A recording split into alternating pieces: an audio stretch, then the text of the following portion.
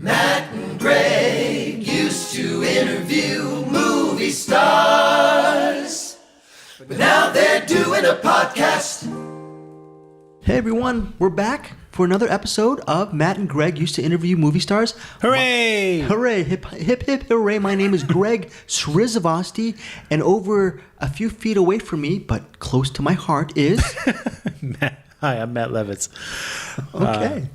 I don't even know where to go with that. Well, I know where to go. Matt, you picked a really good movie for this episode, which is Boogie Nights. Boogie Nights. I love PTA. That's my way of saying Paul Thomas Anderson. It's a very. And I love PTA, which is my way of saying meetings for my kids' school. Have you ever done those? You've done those a lot. No, actually, no. You haven't. Now I'm a terrible father. Okay, so this episode we're going to be talking about Boogie Nights. Matt. Yeah. Well, let me tell you who's going to be on the show. We've got John C. Reilly, Heather Graham, Don Cheadle, writer and director Paul Thomas Anderson, and the star of the movie, Mark Wahlberg. There is no junket interview with Burt Reynolds, and we will get into why a little bit later. So first of all, let's start off with John C. Reilly. And I've got a whole bunch of things to go over that are specific to this interview. Really way too many things. You might want to pull up a chair for this one. But before I get into that, why don't you take us through his filmography? Well, I mean, you have a lot to say, but the one thing I remember John C. Reilly from was early, since Brian De Palma's my guy. I remember. I thought you were going to say Wreck-It Ralph. No. You know what? I'm kidding. I knew you weren't going to say Wreck-It Ralph. Yeah, because me and animation, it's the same thing with me and stage in the theater. Very musicals. It's one of my. Those are two of my blind spots. But John C. Reilly's had a huge career as a character actor, sometime lead actor. Matt was talking about Wreck-It Ralph, the animated stuff. But his first film is probably the one film that I love. I mean, he's a great actor, but that's the one film that I really remember from 1989's Casualties of War, where he played PFC Herbert Hatcher. Actually, his work in Casualties of War led PTA to eventually become friends with John C. Reilly, and they would eventually make that movie Hard 8 in 1996, which was also called Sydney. I mean, that's a movie. What's funny is 1989, he was in Casualties of War. So for the next 7 years, John C. Reilly was known as a character actor, and Hard 8 was a very important film. I think he still is. I mean, he still is, but I mean, he's done a lot of lead roles too. Lead roles. I mean, the most recently. But I mean, he's a character actor even in his lead roles. Exactly. He's playing characters. Exactly. So from 89, well, the thing was from 89 to 96. 96 was when Hard 8 was released. That's when a lot of people started looking at John C. Reilly as a character actor who could also play a lead role. Obviously, that was a very big, important part, not just for him, but for filmmaker Paul Thomas Anderson, Hard 8 in 96. So Sure. we're getting up to 96. We'll mention more about his stuff later in the postscript, because you have a lot of things to say about his feature. He was Mr. Cellophane, of course. Mr. Cellophane, yes. In Chicago. Musical. Yeah. See, I know about musicals and animated films. Yes. And you know everything else. No, I know a lot about film noir. Okay, so 97 leads us to Boogie Nights, and you have a lot of things to say about that. Yeah, this junket. Well, most of the junket takes place, most of this episode, the interviews were on September 22nd, 1997. The John C. Reilly interview actually took place a few weeks before all of the other interviews. This one was on September 3rd, 1997. The studio had not screened the movie for us yet. For whatever reason, this was the only time that John C. Reilly was available, so it was kind of a take-it-or-leave-it offer to interview him. So as a result, the questions couldn't be very specific to the film. You know, we did the best we could with what we did know about it, but you are going to hear quite a few fishing questions where we're trying to get him to tell us things about the movie, which we would then use to form subsequent questions. The rest of the interviews that we'll get to after this, we had seen the movie, so it's slightly different. You are going to notice in this first interview that none of the usual cast of junket characters are there. Greg, you weren't even there. It's just me and one other guy. And I think it's because John C. Reilly was the only interview that day, and he wasn't a name at the time. You know, he was still an up-and-coming actor, and it was a film filled with really big names, like Mark Wahlberg, Don Cheadle, Julianne Moore, Burt Reynolds. So I get why our colleagues all turned it down. They weren't willing to waste a whole afternoon on just one interview that they couldn't sell. Greg, you obviously had much more important things to do. I'm thinking, looking back at what you were just saying this, I think probably I passed up. I did pass up on that interview. I remember. Yeah, no, everyone was invited. I'm certain of that. But I showed up and I was the only one there. Clearly, I didn't have better things to do. You're more professional. How about that? I liked getting out of the office and doing these interviews. It was the highlight of my job. So I wouldn't turn very many things down. It was just fun. But this one did turn out to be a lot more stressful than I had anticipated. I remember it very clearly because I showed up expecting the whole gang to be there. And consequently, I wasn't very well prepared because you never had to be. In a big junket group, as they almost always were, you could rely on the others to do all the heavy lifting. And we did rely on them. There was no reason to do a ton of research. You wouldn't be able to use most of it anyway because you just keep getting shouted down. You could have 20 really well thought out, insightful questions written in a list in front of you, and you're still going to lose out to a colleague who's a split second faster than you asking what's your favorite scene. So after a while, you'd just stop bothering. I would do a ton of prep for my one-on-one music interviews, but the junkets were a group sport, so you never really had to have more than a few questions at the ready.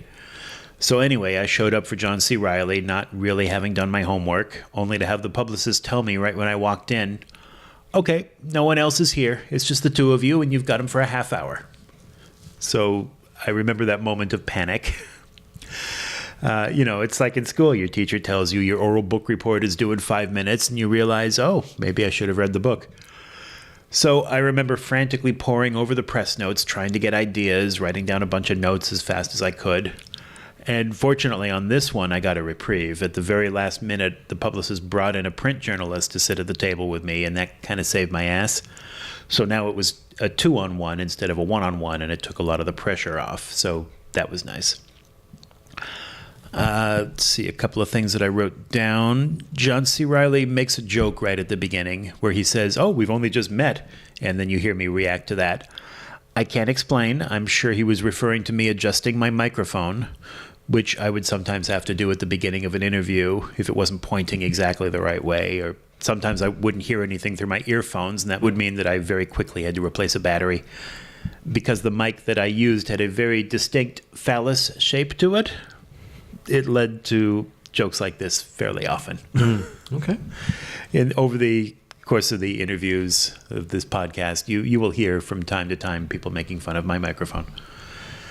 Or have them open the interview with, I have not or ever have been. Yeah, yes. Or I'm sure you're wondering why I gathered you here today. We heard that joke a lot. A lot. Yeah, you walk in and there's a whole bunch of microphones there. You have to, there's like one or two jokes that you have to pick from. So anyway, midway through the interview, John C. Reilly talks a little bit about the film's dance choreographer, Adam Shankman.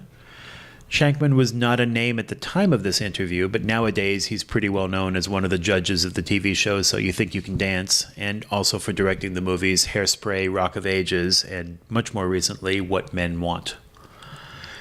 He talks about the movie Hard Eight, as you mentioned, which had come out the year before and was the same writer and director of Boogie Nights, Paul Thomas Anderson.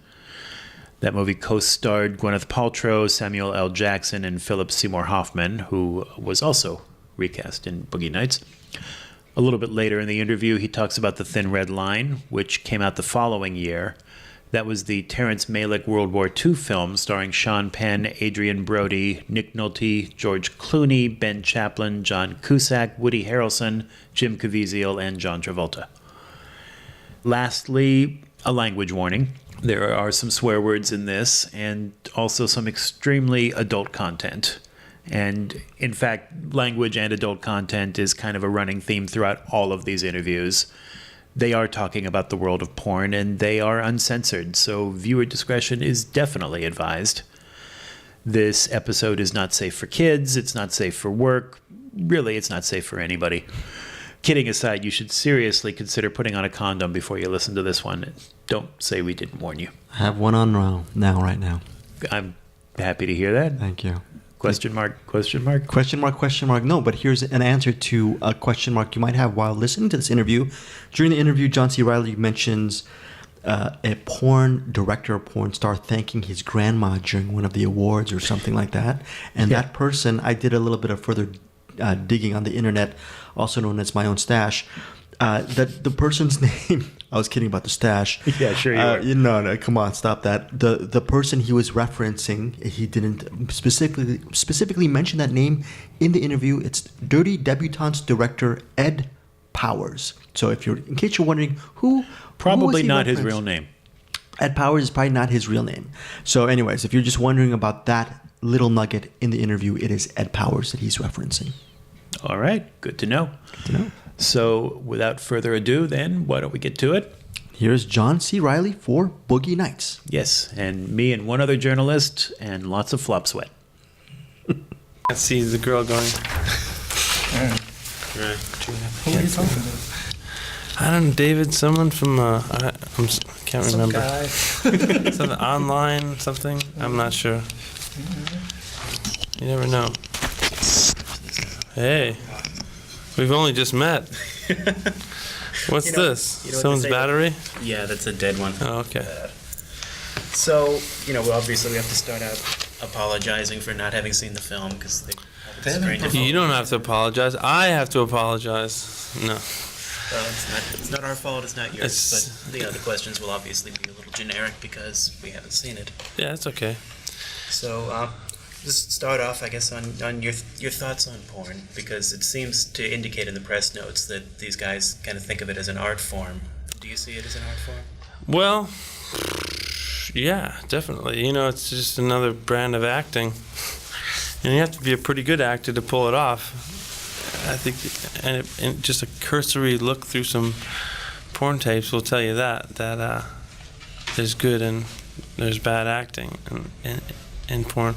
But in terms of my point of view about it, I don't know. Yeah, I think specifically at the time the movie starts in 1977, a lot of people in the porn industry were thinking like, we could go to the next level with this. They were much more concerned with story and actually creating almost like an art film. And it was kind of like a golden age for it because it was shown in the theater. It was almost like a parallel universe to the Hollywood scene. A lot of the same crew guys would go over there and work on both films, like this alternate universe in the Valley. But that all ended with video in 1980, so it kind of leveled the playing field, and basically anyone who was willing to throw down was able to do porn. So it kind of changed. It became more about the bottom line, which is like kind of just like get the cum shot, get the whatever, get the action, and story took sort of a back seat.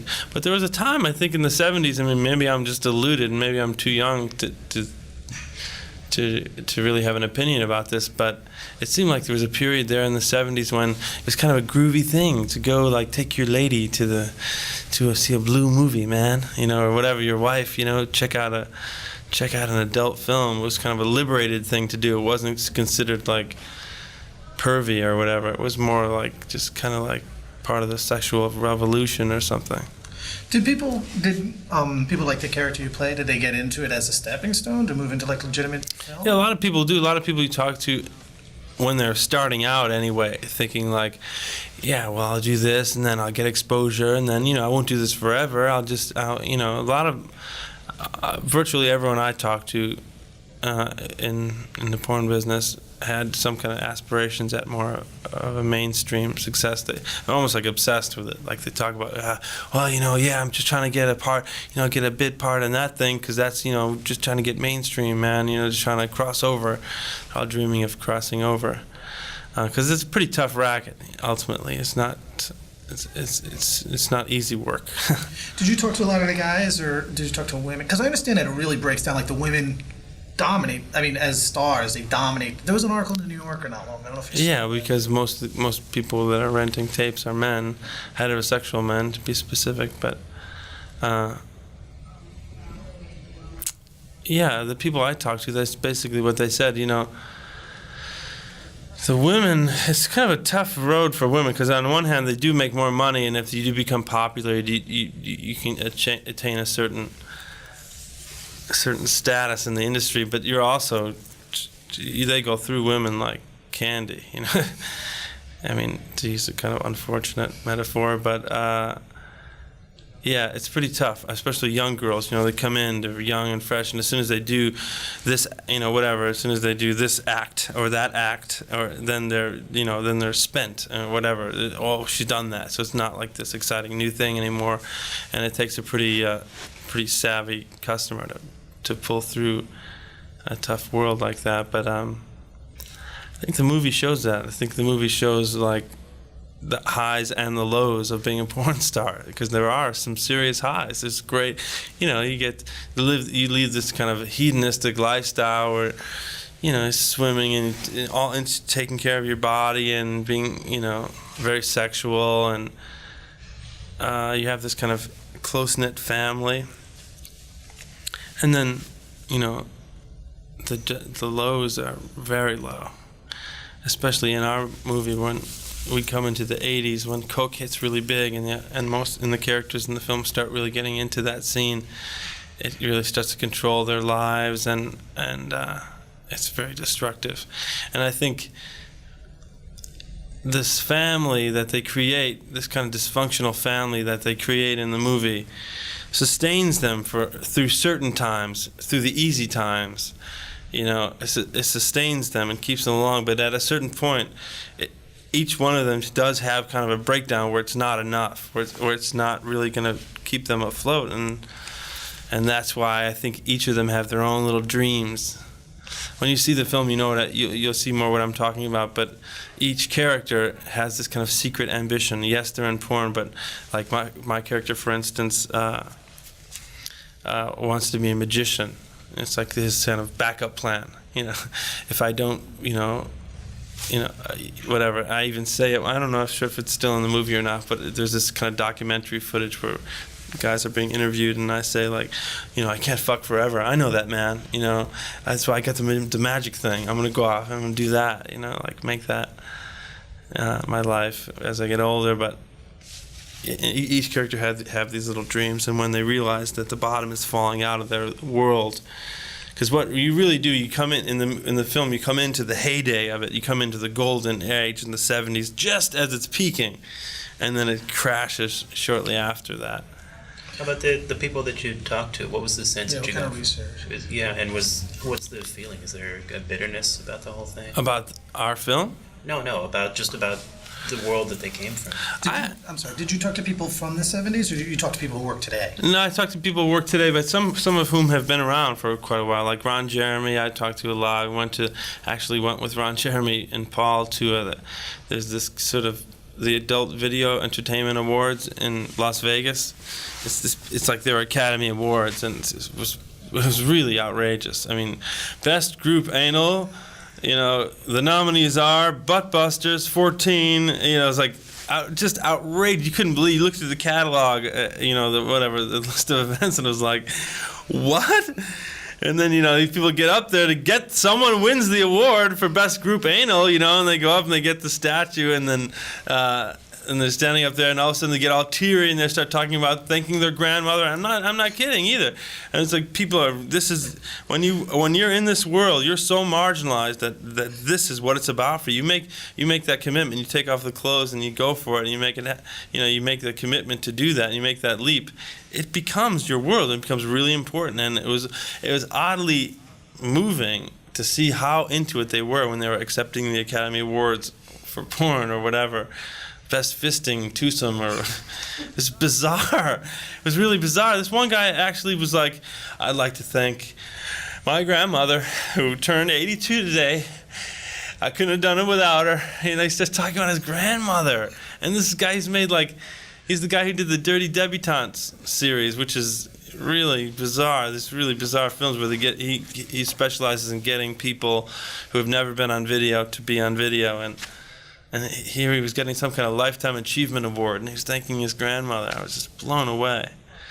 So yes, some of the people I talked to, some are very bitter. Some of the girls who've gone through it are, it's a hard life. I think it depends on the person, you know. I've met plenty of people in all kinds of professions that are horribly bitter about whatever it is, especially if it's a competitive sort of field or if it's a high burnout rate kind of field, like movie production or acting or agenting or journalism or whatever. You know, those people have ways of coping, and some people just can't hang with it, and some people are crushed by it. You know, some people are good with their job, but they're ultimately crushed by it. But some people, like Nina Hartley, one of the actresses in the film, who is also an adult film actress. I'm telling you guys as if you don't know who Nina Hartley is. She's totally fine with it. You know, you get this sneaking suspicion like maybe she's not totally fine with it, but then you don't want to be condescending. You don't want to be like, oh, the poor little girl, you know, she got involved in this nasty business. But that's such a bullshit point of view to take, because she's an adult. She's been doing it for a long time, since she was 18 or something. She was happy to talk about it. She'll say, like, you know, I've been an exhibitionist for as long as I can remember. I love having sex. I only work with the people I want to work with. I only do the things I want to do. You know, she has some luxury in terms of those choices, you know, because of the level she's at in the business. But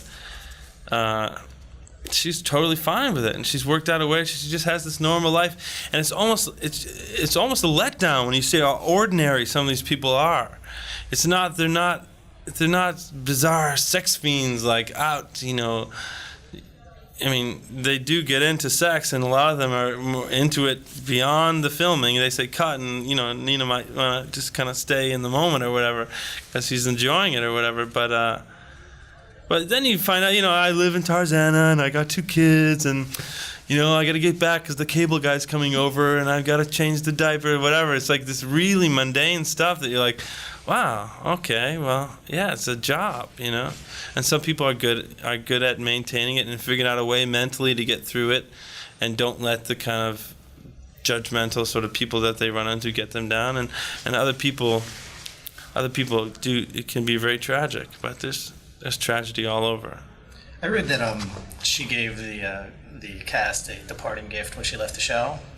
Nina Hartley. Yeah. Think about that?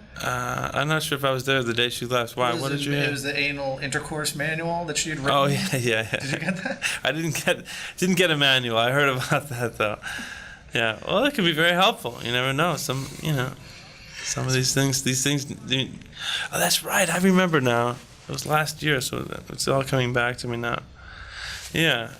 She was kind of like a crusader. So, like, she wanted everyone to know about the proper techniques.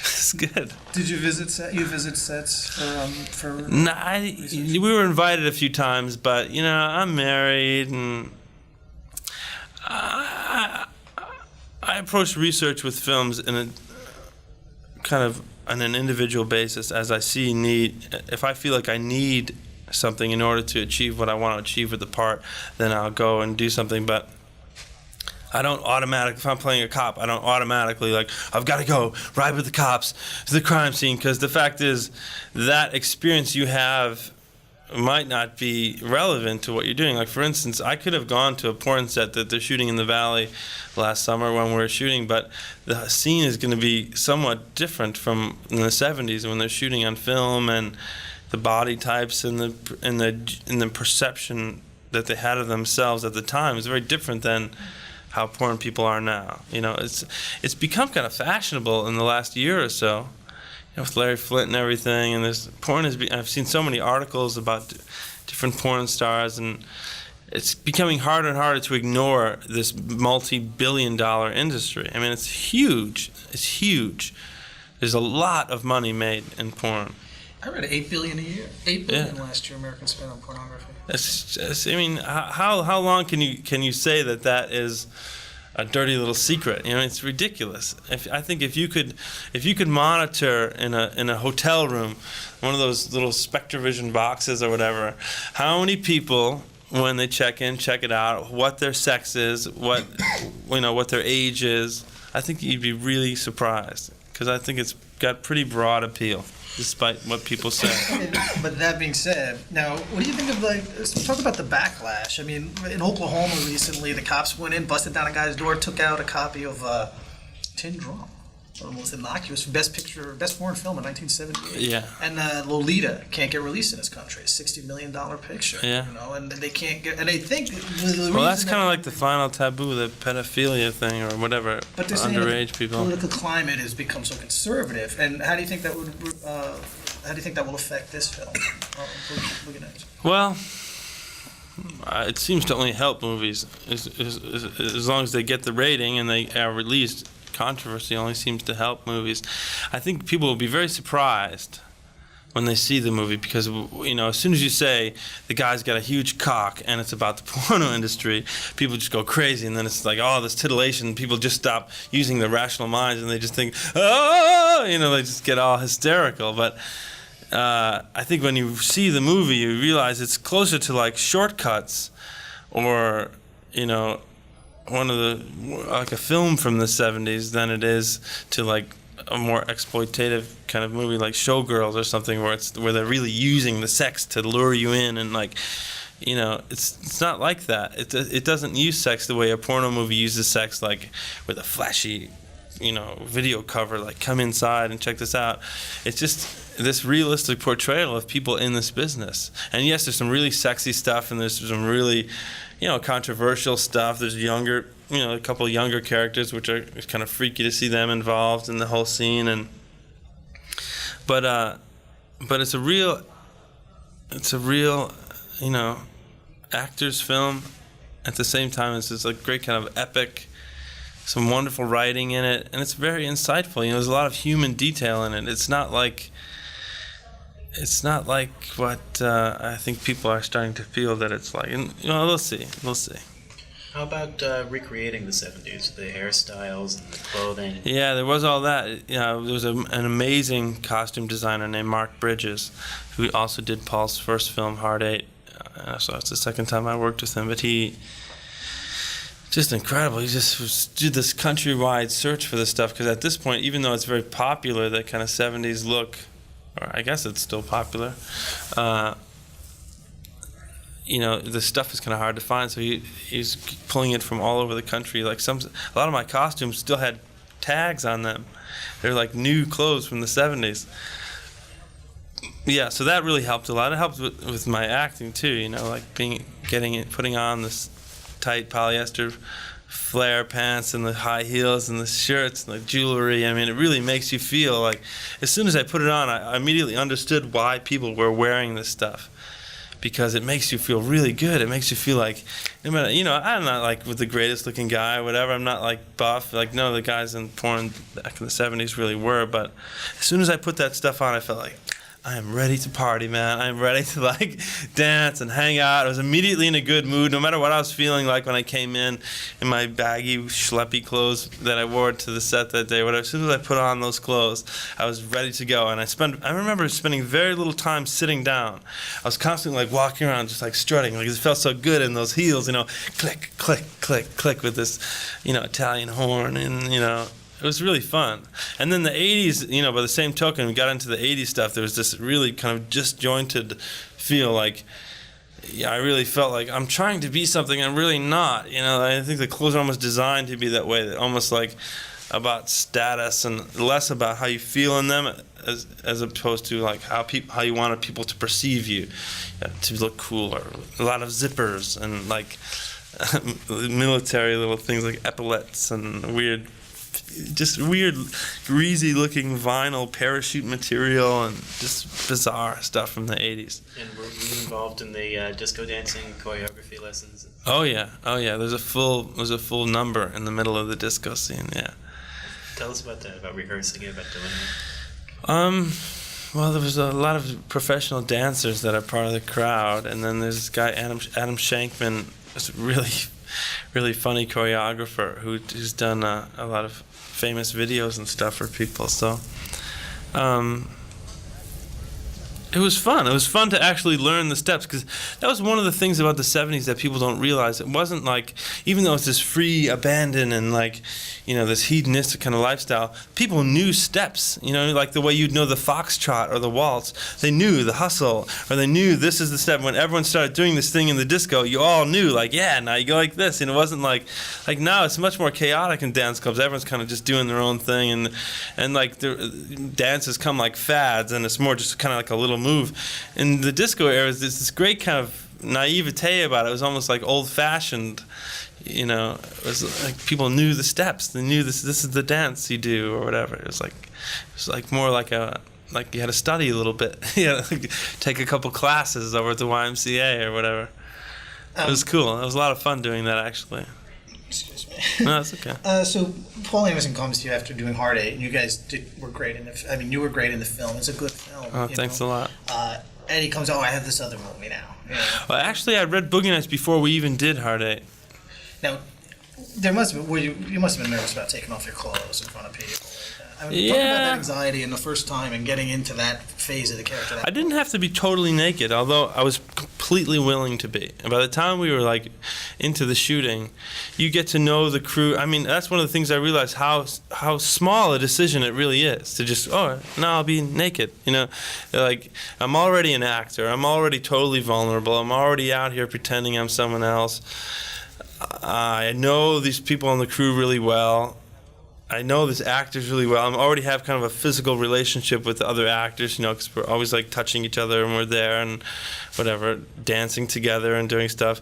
That I did the scene. I'm wearing like a sombrero and this Speedo bathing suit and this naked girl in the bed. I'm kind of slapping her on the ass and I thought, I just turned to Paul. I was like, "Do you want to do one naked?" And I was almost just like a second thought, like, "Oh."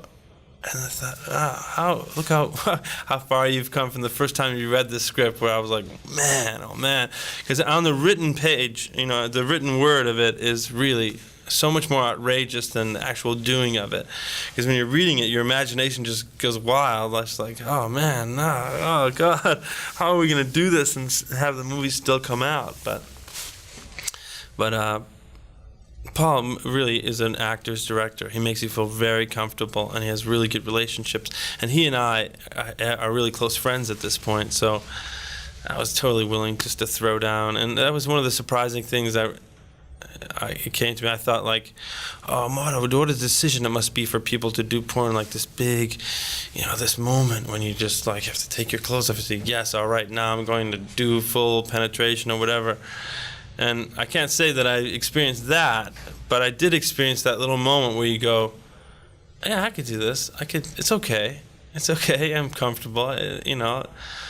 For guys, though, it's the whole talent of maintaining wood, as they say. Well, but how about the awkwardness? Because like you said, you are a married man, and you've developed a relationship with these people that is not on a sexual level, but then suddenly to be thrust, if you'll pardon the pun, into this situation, is there an awkwardness to that? Yeah, but I'm often in emotionally intimate situations in film, and that's something that you just work through. You do what you have to do, and then you talk with your wife and you say, this is what's going on. I had to do the scene, and I had to kiss the girl, or I had to do whatever. And she understands. She knew what she was getting into when we got married. I've been an actor since I was a little kid, so it's not like, it's a tempting illusion, but ultimately I know it's an illusion, I just wanted to ask you before they take you away. Can you talk a little bit about the Thin Line? He's staying or taking us away. Taking us away.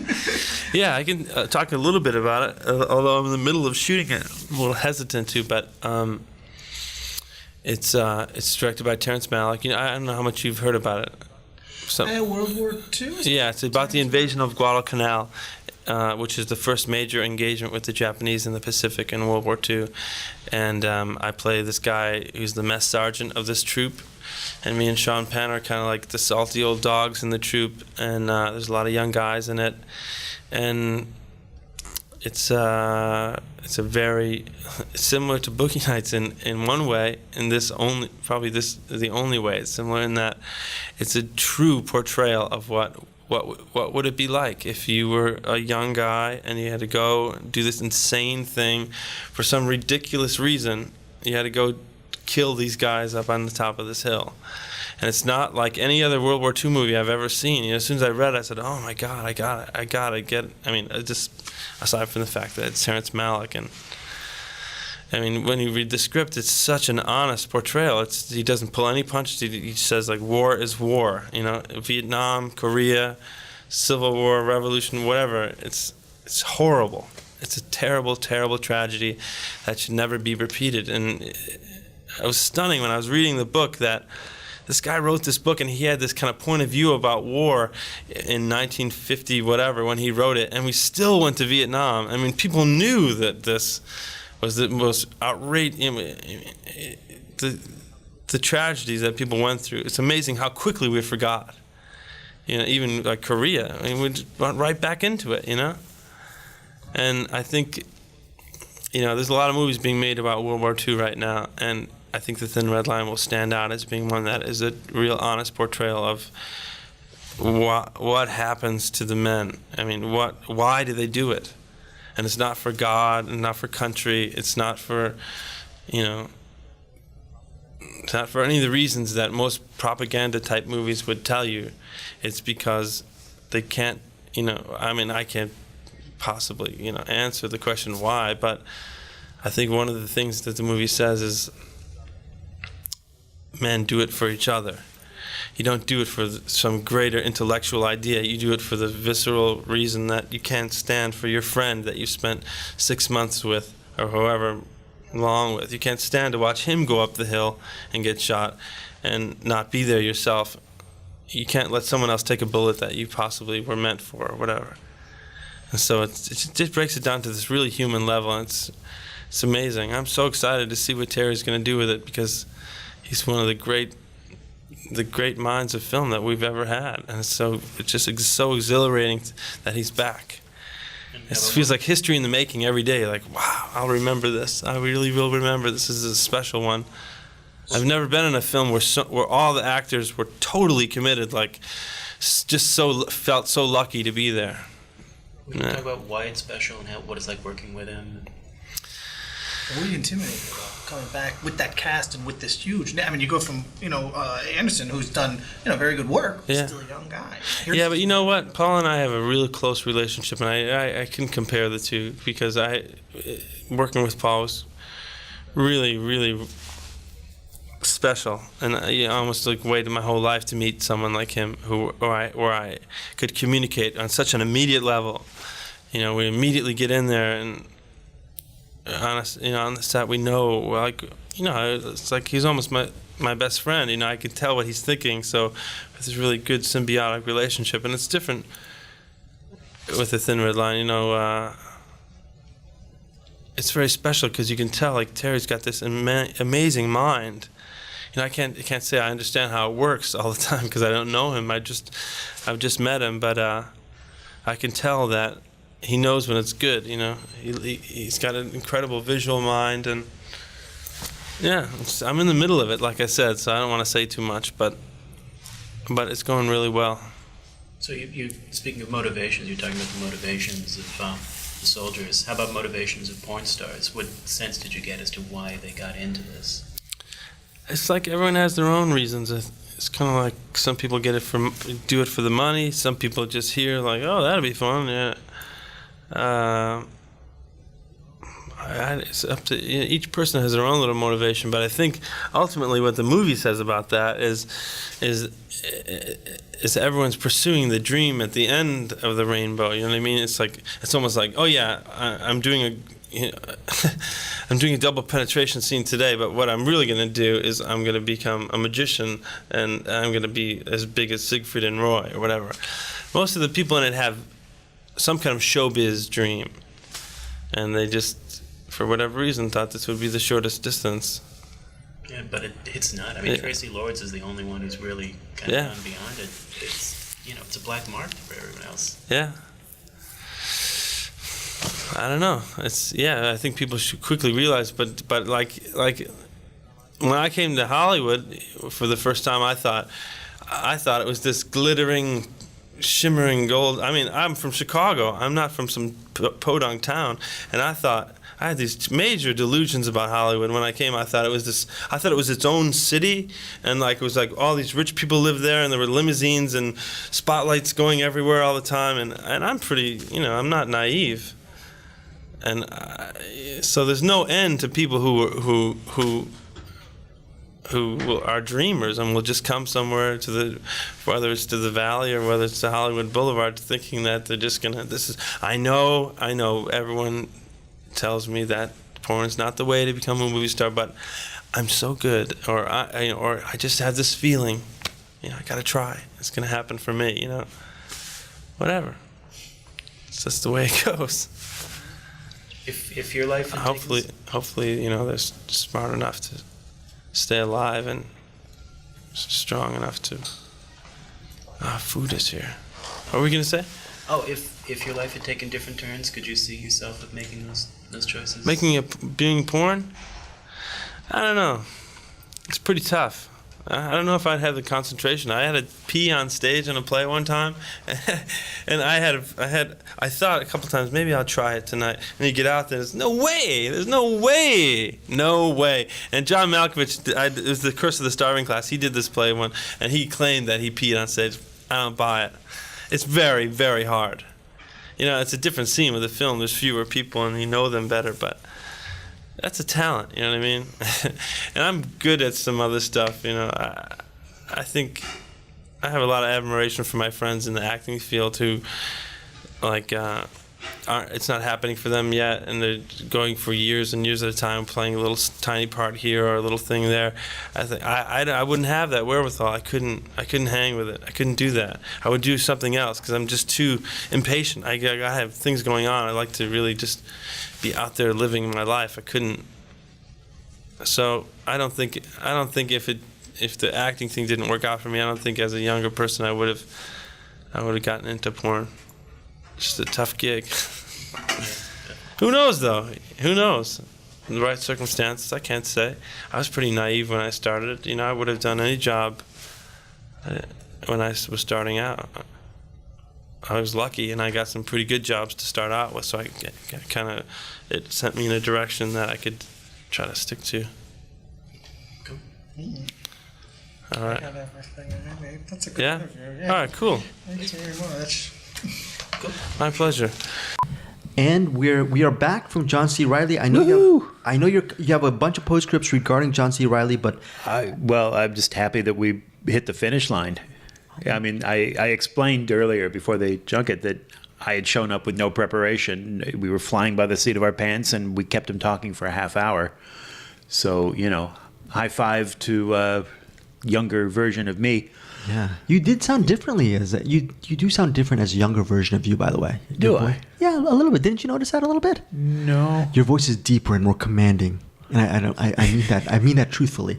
But also, I don't think so. But I mean, did that situation ever happen to you, Greg, where you showed up to a junket expecting the whole gang to be there and find out it's just you?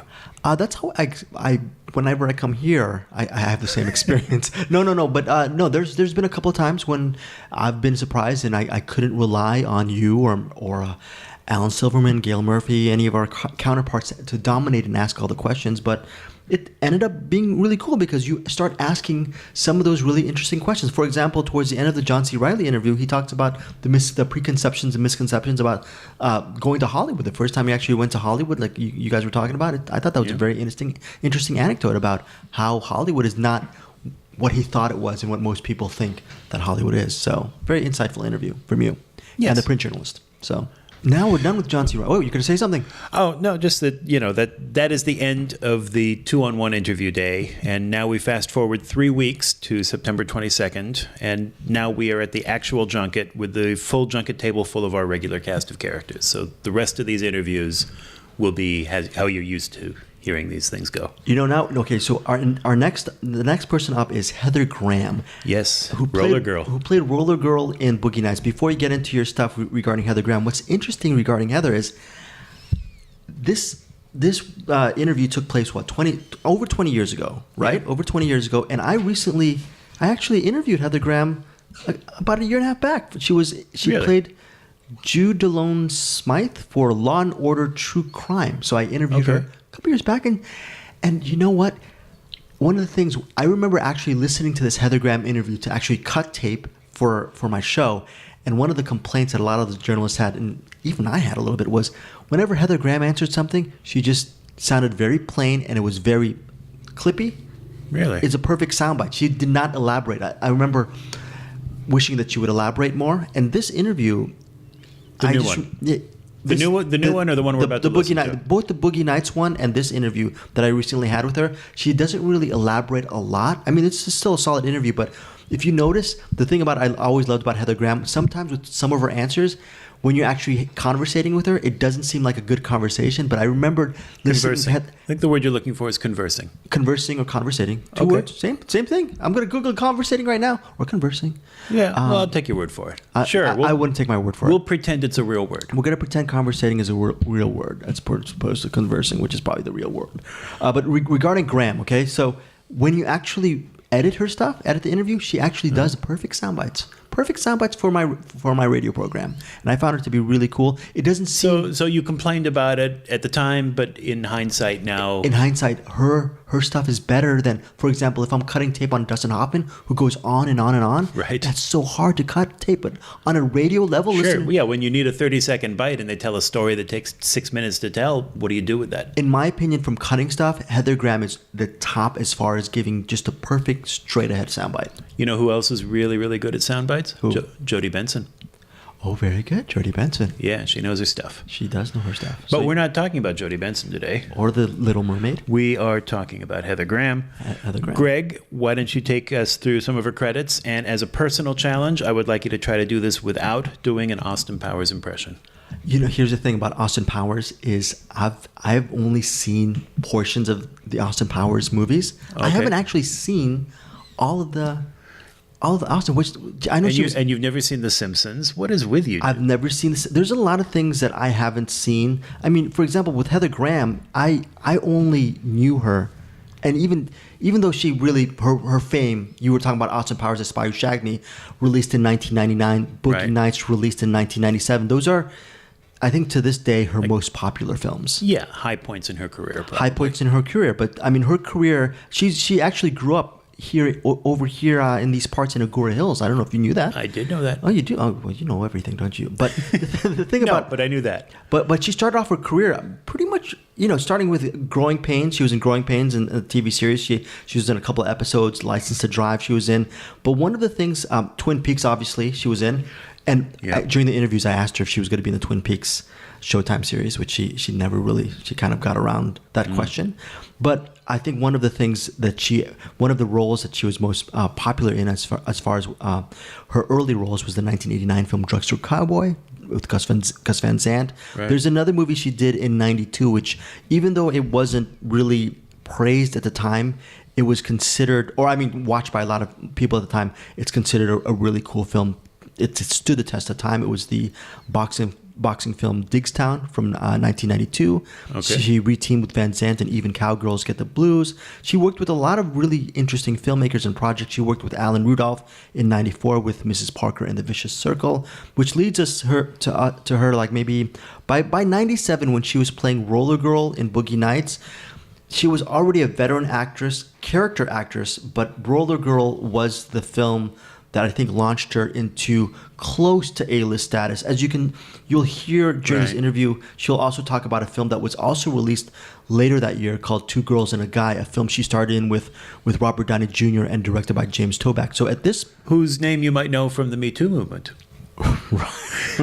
Right. A couple of years later, Heather Graham starred with Eddie Murphy and Steve Martin in the underrated comedy Bowfinger. So around this time, Loved that movie. yeah, so underrated. And then Frank Oz, right?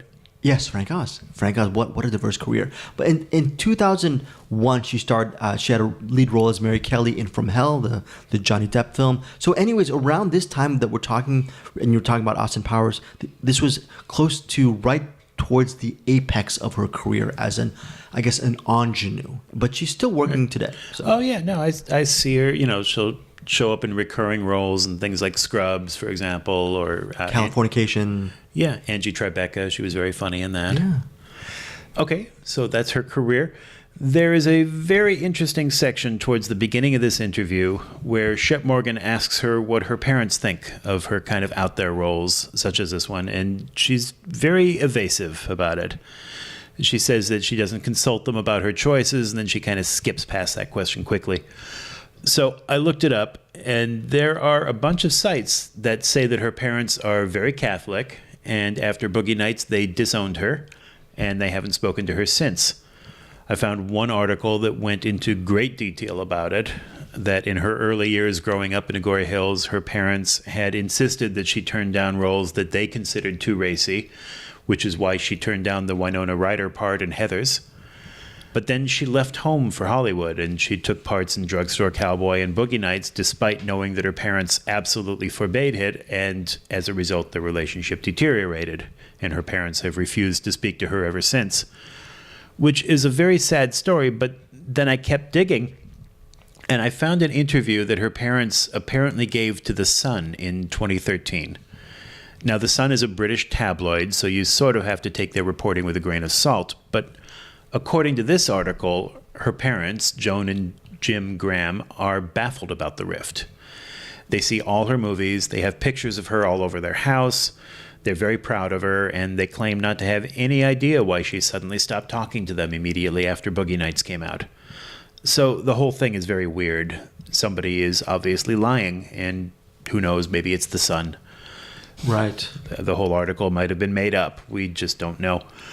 Regardless, the whole thing is obviously private and none of our business, but the topic does sort of come up in the interviews, so I wanted everyone to at least know the background so that you'll understand the subtext about how she answers that question. She talks about the movie Lost in Space, which came out the following year, 1998.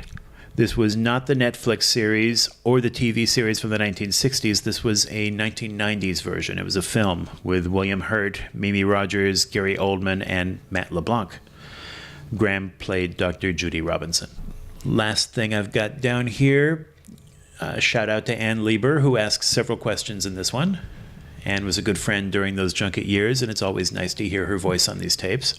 Ann was one of the nicest people I've come across during my junket years. Yeah. Easily. Definitely. Yes. Also, Joey Berlin is one of the junketeers asking questions in this one. Your former boss. My former boss and the creator. And the creator? Of Just going to leave it at everything. that. He's the creator. He's the creator, folks. Joey Berlin, the creator. By the way, little dirt on Joey Berlin. Oh? He's a huge New York Knicks fan. That's where we bonded. He's a basketball nut. I'm sure that everyone listening to this is going to be fascinated by that. Thanks for the tidbit. I mean, he's the creator, Matt, of the... Broadcast Film Critics Association. Yes. He's the president and co-founder. He's been the president from day one, and he keeps getting re-voted in. Nobody wants to kick him out because it's his thing. He created it. My partner for E-Radio, the prep service I did, which was a combination of E-Entertainment and Westwood One. I got my paychecks from Westwood One. My daily prep service was a partnership. Somebody paid you for doing this? Yeah. It was a partnership with E-Entertainment. Nothing makes sense. and sense was an operative word. E-Entertainment and Westwood One collaboration. My partner at the time was Amy Sinclair. She was we worked together for maybe 5 or 6 years. She's actually featured in this interview. Oh. She asked Heather Graham about Roller Girl's backstory. I think this was one of her first interviews. So that shout out to Amy Sinclair and a little synchronistic connection, Matt, I'm gonna throw in. Okay. Not like anyone cares, but this is just a little couple of facts. Towards the end, she mentions a couple of things. She mentions a movie called Yo Soy Cuba, which is I Am Cuba. She talks about one long shot in the movie. That one long shot in the movie with I Am Cuba references the one long shot with Boogie Nights. But here's the interesting thing. I Am Cuba is a film I still haven't seen. Okay, but no. Oh, wait, there's more. Heather Graham shares a birthday with Jordan Reef, who was one of the people doing the interview. She said during the interview that she says her birthday is a certain date, and Jordan Reef, who's still a good friend of mine, a pal of mine, says, I know Jordan. Of course you know Jordan as well. And he goes, that's my birthday too. Anyways. Well, fun fact, she is exactly 1 month older than I am. Oh, very cool. Very cool. But here's the thing. I mentioned two things. For one time for my birthday, Jordan Reef, years later, gave me, for my birthday, a DVD copy of I Am Cuba. Anyway, it's just a really random connection. Random connection. Really? Random, see? Jordan Reef. Jordan Reef. He gave you that. He gave me a copy of I Am Cuba, which is mentioned, which Heather Graham mentions. I mean, I know. Jordan Reef did that. Synchronistic. It's just a synchronistic Wait. thing. I like synchronicity. I like coincidence. That's my Are you only thing kidding about me? that thing. I'm sorry. Jordan Reef Yes, sorry. gave you that movie. He did? What? I'm sorry. Okay, that was a bad story. But what are you're going to say before we go into Heather Graham? You're going to say a couple more things. No, I wasn't. I mean, we mentioned Dan, we mentioned Joey. Some of the other people sitting at this table are Shep Morgan, Leo Quinones, Dave Weber, and Mari Cartel. Yes. So shout out to former colleagues.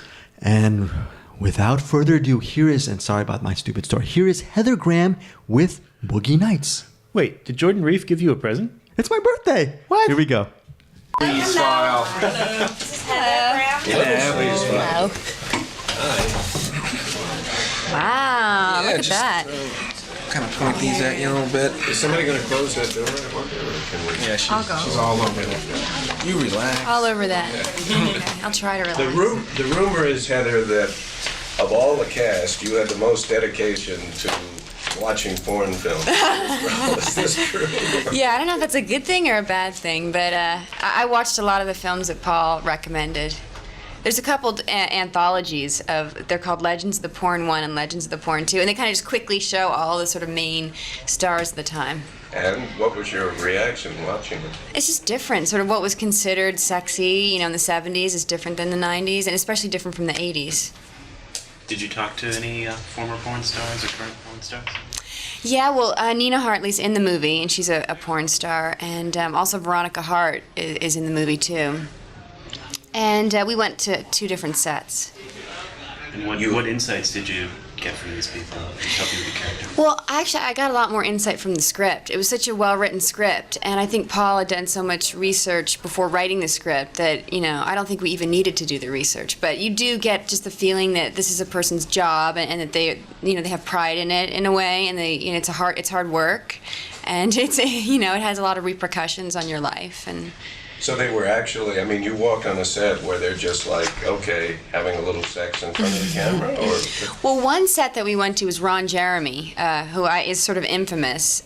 He's been around for a long time. And that was just a little set. It was 2 people, and there was about 5 people there. There was 2 actors and maybe 3 crew. And the director was sort of very disinterested, and he was sort of watching the baseball game while they were filming it.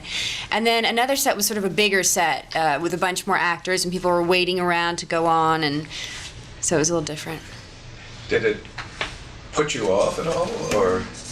It just seemed sort of funny and bizarre. It mostly just seemed bizarre. Like, this is so odd, and this is normal to these people, and it seems so weird to me or anyone else. But. What about the roller skates? Was that always a part of your character? Yeah, that's how Paul wrote, the character. My name was always Roller Girl, so I thought it was a really interesting character. Were you written. proficient on skates? No, I was very bad. So how long did it take you to learn? Well, I had a month, so I practiced every day. Actually, the first porno set that we went to, I went on roller skates, and it was sort of in the canyons, and there was all this dirt and rocks, and I was trying to skate, and I was falling over. And then I got there, and Ron Jeremy was like, "You're Roller Girl, aren't you?" Because I was like, it's funny. Did you recognize him right off the bat? Well, actually, no, because, I've heard of him. He's sort of infamous, but I didn't actually see his movies till after then, because he did a lot of movies in the 70s. He's been around for 20 years. How is his emoting? Well, he was sort of doing this thing, he's sort of arrogant, and he says, I can control my orgasm, and he's like, I can count down from 20 and then come on 1, sort of he was doing that, and the crew was like, shut up, Ron, we're tired of you, like... You of course had the big scene where, you're naked, all of a sudden there you are naked on roller skates. Were you dreading that, or was it easy to do? Well, I was a little nervous about it, but I just thought that because the script was so well written, I felt like it really showed who my character was in a way, and I didn't feel that it was exploitive. So though I was nervous, I felt that it was such a fun character to play. I just thought it was part of the whole thing.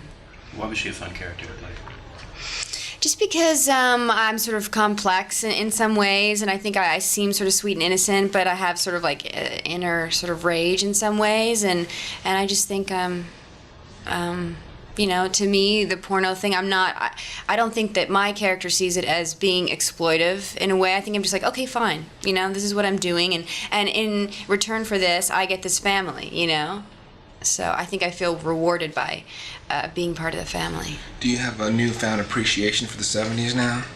Or did you always like it or not like it? Well, they're so popular now. You know, it just seems like everyone in the 90s is trying to relive the 70s, so I don't feel like it's so far from a lot of the clothes today.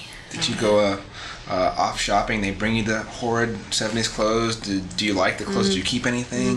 Well, I thought the wardrobe was cool because the guy who did it is so smart, and he chose stuff that's really sort of ugly in a way. He didn't try to make us too cool, like Vogue, you know, 70s cool clothes. And I think that we just got a big kick out of how funny we all looked. We just thought, you know, we're kind of ridiculous looking, and that was cool.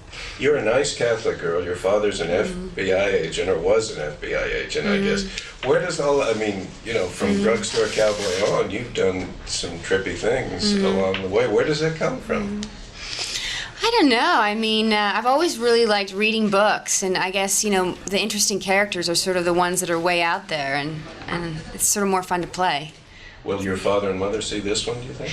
I don't know. I think I'll leave it up to them. Are you comfortable with it? I feel comfortable with it, yeah. I'm really proud of it, actually. How do they feel about your career? I think that, you know, they're supportive of me being an actress. And what about your choices of roles? Have some of them surprised them? Well, I sort of think since I'm an adult that I need to make my own decisions, and it's something that I don't really consult them on. Did you come away from this with an understanding or possibly even a judgment on these people and what their lives were? I guess, you know, when you think about porno and you just sort of think of it as this taboo, sort of, nasty thing. And I think when I learned a little more about it, I felt a lot less judgmental of it. And it just seems like, you know, different people have different reasons for the things that they do. And I don't think it's a fully, you know, bad thing. I think it serves a purpose. And I think that some people do get exploited by it and do come out of it feeling bad. And I think that other people just do it as a job. And I don't know, I think it's good to not be judgmental and to sort of have compassion for different people. Can you talk a little bit about... Excuse me, is just my angle, or are you sitting on the side of the mics? There you go. Thanks. Can you talk a little bit about Mark Wahlberg? Because he's not known for his acting, yet he does a pretty amazing job in this. So can you talk a little bit about what it was like to work with him and how it surprised, in what ways it surprised you? Well, I didn't really know his music very much, so when I heard that he was being offered the role, that was before I actually was offered the role, I sort of didn't know what to expect, and I thought, oh, that's an odd choice. But then I met him, and I was so impressed by him, and I just think he's extremely talented, and he's just so impressive. So, I don't know, he was a great guy, too, you know. He's very humble and sweet and hardworking and, you know, just very talented. And was the set... light, considering some of this is pretty emotional. Did you keep it upbeat? How did you keep it upbeat? Well, I think that in a way Paul set the tone for the set because he was so enthusiastic about it, and he sort of made us all have fun in a way. I know that I did, and I'm sure that some days people were having less fun because it was more intense. But he loves what he's doing so much that it sort of like radiates off him, and it's kind of infectious. How was Bird? He's cool. I mean, he's such an icon, and it's so weird because an actor like that, it's almost like you don't even believe they exist. They're just like a celebrity, you know? So, I mean, he was as nice as you could want a person to be. No temper tantrums or star trips on the set then? I mean, not with me. He was very sweet to me. I would think that you've had to play love scenes before. I think it could be kind of awkward for an actor, but in this movie, I think it might make you see that, you know, in a different way. Was it any different? Well, yeah, because it's not a love scene, really. It's sort of, you know, this is your job, and if you did love scenes, you know, really explicit love scenes as your job, it's sort of like what that would be like. And it was funny because on a lot of films, a lot of people have affairs, and there's all this sort of like gossipy things going on. And on this film, I don't know, maybe because sex was so, what the subject matter was, no one was having affairs. It was just like so the cleanest set, really. And I would think it would kind of spin things around in a picture like this. What about, the opening shot of this is pretty amazing. I know. Can you kind of go through a little bit what that took to pull off, because it's really spectacular, and how many takes it took to get there? Well, it's sort of like, some of the shots that you see in other movies, like maybe Goodfellas, or this movie called I Am Cuba, where it's just a really long shot, and they don't cut. And, we had to set it up and rehearse it for half of an evening, and then the camera actually starts off on a crane, and a man with a steady camera is holding the camera, and he comes down off the crane, he starts running with a car, he runs into the thing, he runs into the dance floor, runs back, runs around, and then finally ends up on Mark. So it was just like really complicated. And the man was holding the steady camera the whole time. What were you guys snorting? Just out of curiosity. Oh, we were snorting lactose, milk and sugar combination that was really disgusting. Do you end up with an allergy or? No, but it just drips down your throat and it's very milky. What's that scene? You have a wonderful scene, you and Julianne. When you're cocaine and you sort of have a wonderful bonding. Was that a tough scene to do? Or? It was in a way because it's sort of. Emotional, but in another way, it was really, really great because I got to work with Julianne Moore, and it was such a well-written scene, and it was really rewarding in a way. You became so hot after Swingers. I mean, but you'd been paying your dues doing a lot of movies, but there was something about Swingers that really got people's attention. Did you have any sense of that when you were doing? Not really. I mean, I knew John as an actor because we worked together a couple years before, and he said, read the script I wrote, and I thought, this is really clever and charming, but no, I never knew that it would take off like that. And now Vince is... I know. It's just amazing. You can never predict these things, really. Can you talk about the motivation of your character? It seems like most of the dialogue is totally vapid, and anything going on is going on in a subtextual way.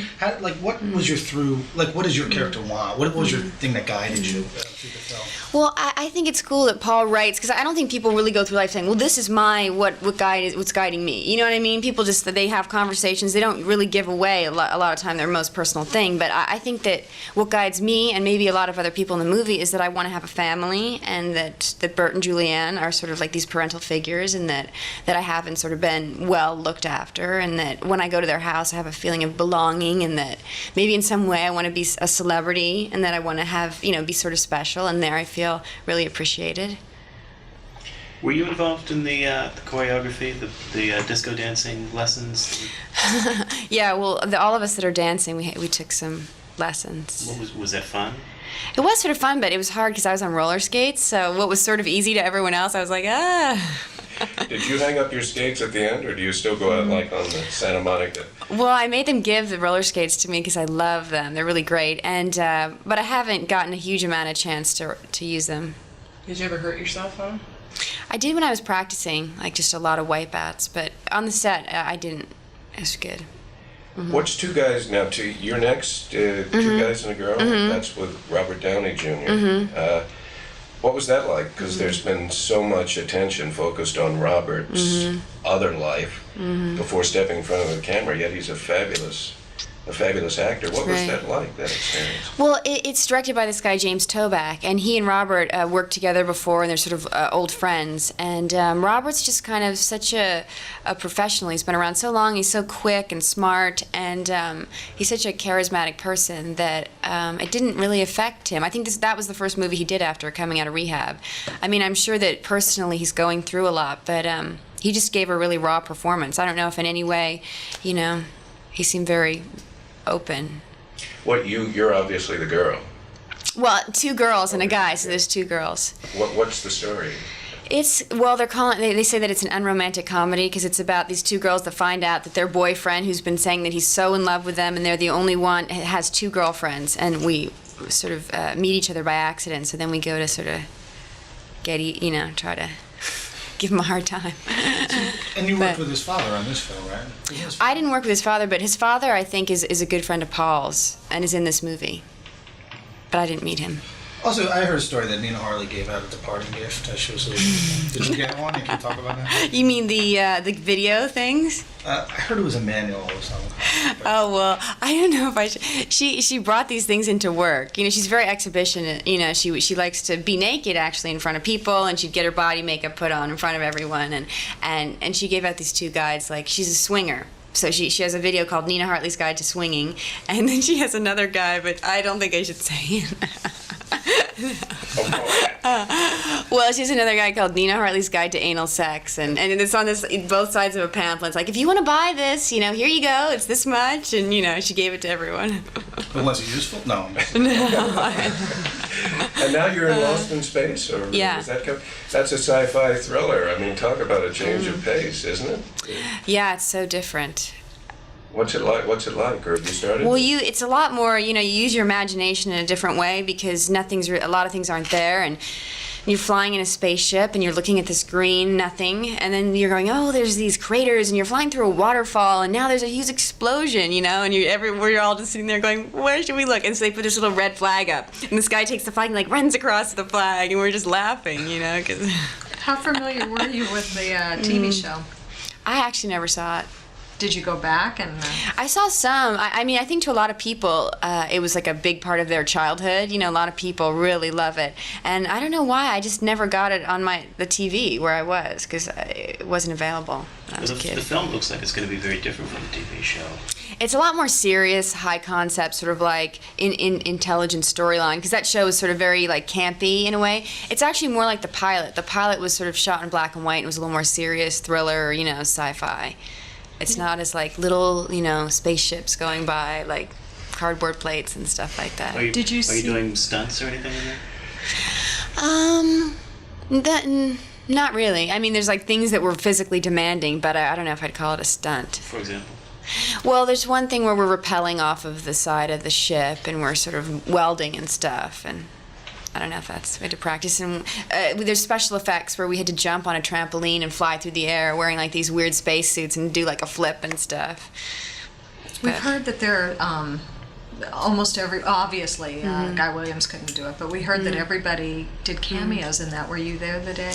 Everyone did. Not everyone. Marta Christian and Angela Cartwright and Mark Goddard and I can never the mother. June Lockhart. Yeah, June Lockhart. They all did cameos. But what are you playing? I play the older daughter.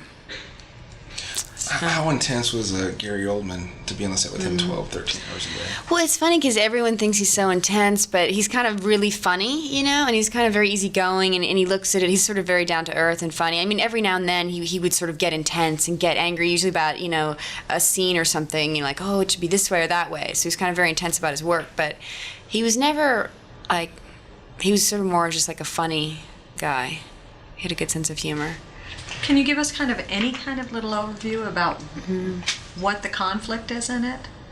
Well, I mean, it's very similar to the TV show in the way that, I mean, it's sort of the Earth, you know, we've depleted our natural resources and we have to find somewhere else to live. And William Hurt's sort of this really important scientist, and we're going on a mission to go to this other planet so that we can create this hyper gate to transport everyone from the Earth there before the planet, you know, is destroyed. Were you a sci-fi fan growing up? Or?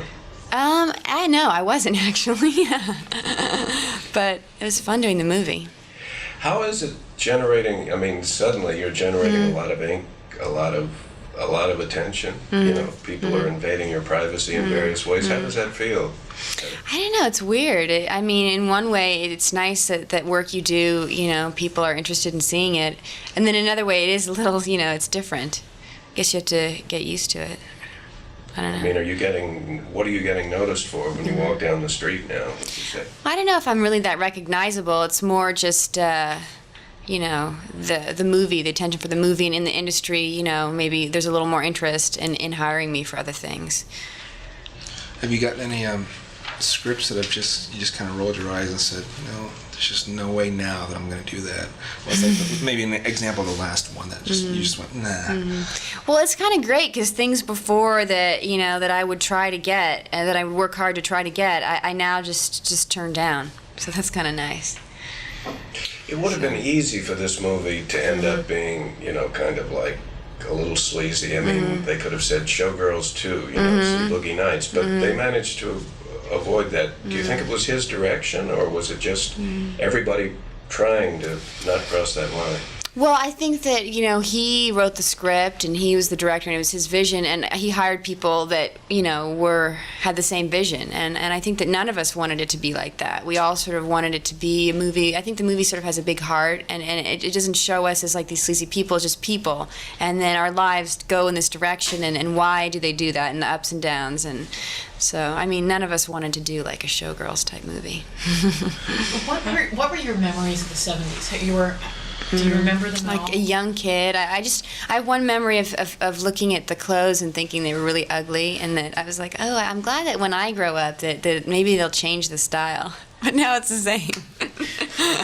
Thank God we didn't have to dress ourselves. I always said we don't have responsibility. I know. But now I like I think it's cool now. I like the 70s style, so they're cool. How about the music? It's great. I mean, so many of the songs are classics. I think a lot of the songs from the movie are great. Was he playing music on the set for you? Or? He had a bunch of tapes, and he would sort of take us each aside and go like, okay, well, when you're doing this song will be playing. Or he'll go, these are a bunch of songs that'll be playing in the movie. And it kind of gave us a lot of, insight into things. What was the toughest scene for you to do?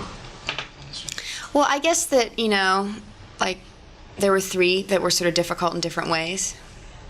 So, the one with Mark where we have sex was difficult in a way, and the one with Julianne where we talk, and the one in the limo, And then just sometimes the shots where I was there not doing anything were just difficult because it's, like a long shot, and you just have to hit your mark every time and do it like 25 times and just keep it, interesting and all that. Well, can you define what made them so hard for you?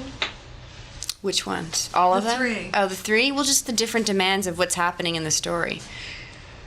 Well, in some ways, the most shocking brutality in the film is when you start wasting that guy with your roller skates because we don't expect it.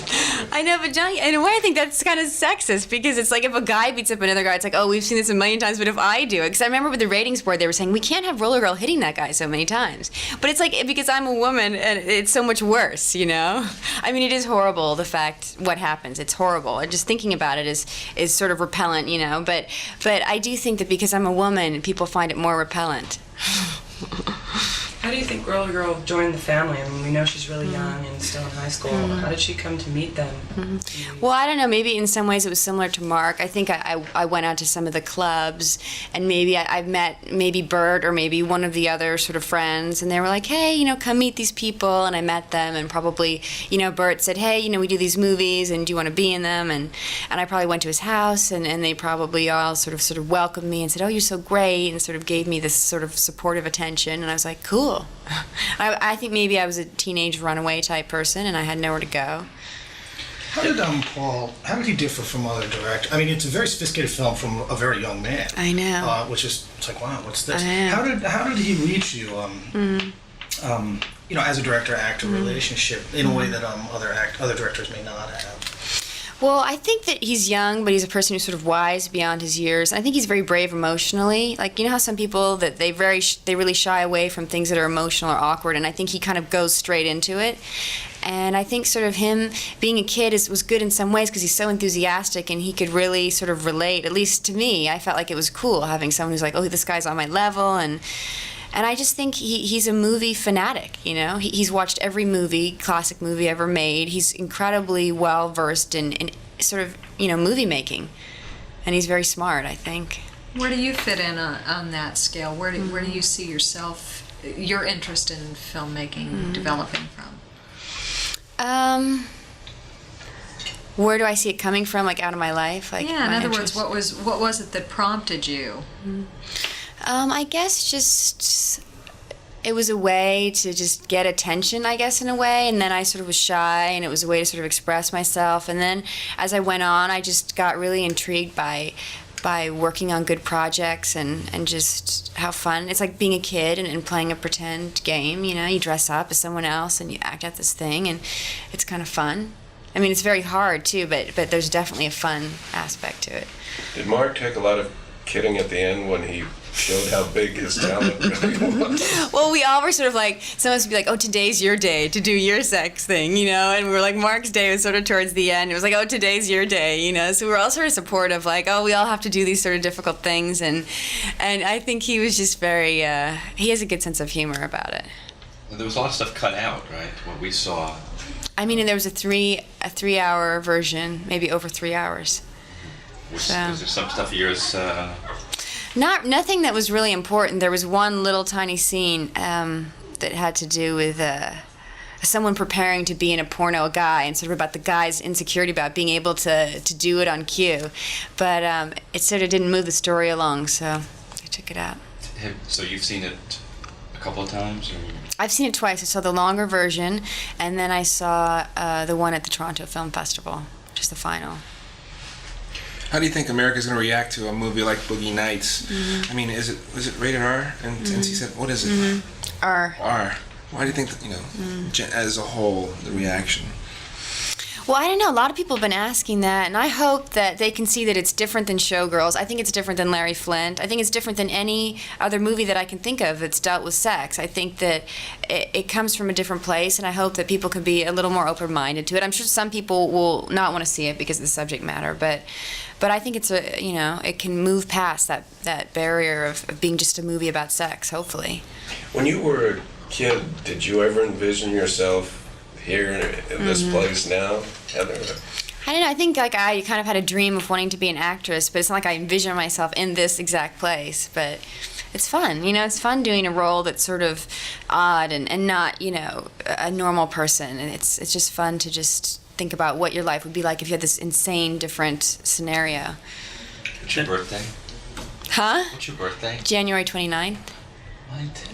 No, are you serious? Yeah. That's so weird. You say that every time. And he loves those. No, shut up. Is that true? That's how straight my brother's like. Are you serious?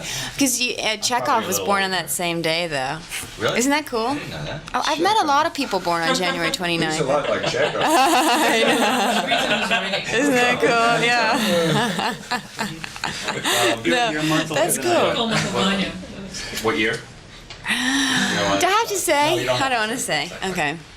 That feeling of family that you talked about, that roller girl was seeking, it's not exclusive to the porn industry. It happens a lot on... That's why I think it's not about just the sex industry. I think it's about people who want to form a group and sort of this is what they do, and like people will do anything to get that sort of love and attention, really. And it just shows, it's like you do that and it's worth it to you because you're getting the things you didn't get maybe as a kid. We're like that way, sort of. Yeah. Your experience on this film, though, was it sort of like that? In a way, it was really supportive and a good atmosphere, and probably one of the best working, environments I've been in. Just because, I think because of Paul and because of the other actors, there was nothing weird, like weird competitive things, like people who didn't like each other because of stupid reasons. It was like everyone was just like, cool to be here, and you're cool, and I respect your work, and it was a really good atmosphere. Do you think a lot of girls are going to get roller skate business? I didn't know, but I've heard that sort of roller skating is like people have been going to sort of raves, I think, wearing roller skates. And a couple friends of mine, I think, had roller skating parties for their birthday. They go to the roller rink. So there's all this retro stuff, so you never know. Do you blade? No, but blading's a lot faster, so I doubt people will give up blading because you can go a lot faster. What's guiding your career now? What, in terms of choice of scripts, is it just to keep surprising us, like to go from this to Lost in Space? Or? Well, I guess, you have to go on each individual thing. It's not like unless you produce, you can't create your own thing. So I hope that just doing good material that is exciting to me and that, inspires me. Okay. Great. Thanks. Thanks a lot. Okay. 29. That's so wild. Yeah. So you knew my birthday was the 29th then? No, I didn't. Zero? No, I do that because I want, if I write a story a year late, I want to know, Serious? That's so weird. Wow. Okay, so we're back from the Heather Graham interview. This has, again, another thing that doesn't have anything to do. A couple years back. Oh, good. More stories that have nothing to do with anything. It had a little bit. Okay, a couple of things. When I did interview, over the years, I did interview Heather Graham. Obviously not for Boogie Nights, but she'd always mentioned that she wanted to direct and write her own stuff. So just a little postscript to this. Eventually in 2018, she starred, wrote, and directed a movie called Half Magic. So she finally got her dream to direct and write her own movie. It stars her, Angela Kinsey from The Office. And so that movie was released, and Johnny Knoxville is in it as well. So just FYI, good job on her for actually doing a lifelong dream and directing and writing her own movie, Half Magic. That is a lot of work. You asked me about Heather Graham's body of work. I just wanted to say that there's a movie that a lot of people don't know about called At Any Price, which was released in 2012. It stars Zac Efron and Dennis Quaid. It's a farming drama. I thriller. don't know that one. She's great in that And movie. normally I catch all the farming thrillers. Yeah, or the farming games, a little reference to The Simpsons. No, but anyways. That's our last episode, folks. Last episode, folks. I'm sure you guys listen to all of them, right? You must. At Any Price, little Heather Graham movie recommendation from 2012. So that wraps up Heather Graham. We are now going to... Don Cheadle, or Buck Swope, his character name. Yes. So nowadays, of course, we all know Don Cheadle as War Machine from the Avengers. But, of course, there is a very long and celebrated career that came before that role. And here's Greg to tell you all about it. That's the only role he's known for, right? I think wasn't there a hotel that had something to do with in Rwanda that... Oh, is it Hotel Rwanda? Oh, yeah. I couldn't remember the name. Yeah, I mean, Hotel Rwanda is considered one of his most notable films. In 2004, he starred in Crash. You know, one of my personal favorites, he actually, for years... Captain Planet? No. Oh, I'm sorry. What was your personal favorite? Okay, well, I mean, obviously, we all know him from House of Lies, which started in 2012, wrapped up in 2016. I'm going to lie and say I know him from that role. Oh, you know him from that role. Obviously, the one I know him, since I'm a lifelong jazz fan, I actually did the interviews in 2015. My interviewing... I did interviews. When was last year you did interviews? Maybe 2000, 2001, right? 2, I think. Okay, 2. So I did putter along after you a little bit. So in 2015, I interviewed him at a press conference for this movie he did called Miles Ahead, where he played Miles Davis, which actually means something because he directed that movie, he wrote that movie, he starred as Miles Davis. In this interview, folks, you're going to also listen to his own lifelong passion for music, which was a precursor to his own acting journey. Obviously, he's also known for his 2012 Robert Zemeckis film, Flight. We talked about a little bit about Robert Zemeckis before taping the show, Matt. He's known for that. Obviously, like you said, the Iron Man stuff. He was in this movie called Traitor. Obviously, also the Ocean's 11 movies he did as a safecracker guy. Yes. Okay. Yeah. No, he's done a lot of stuff.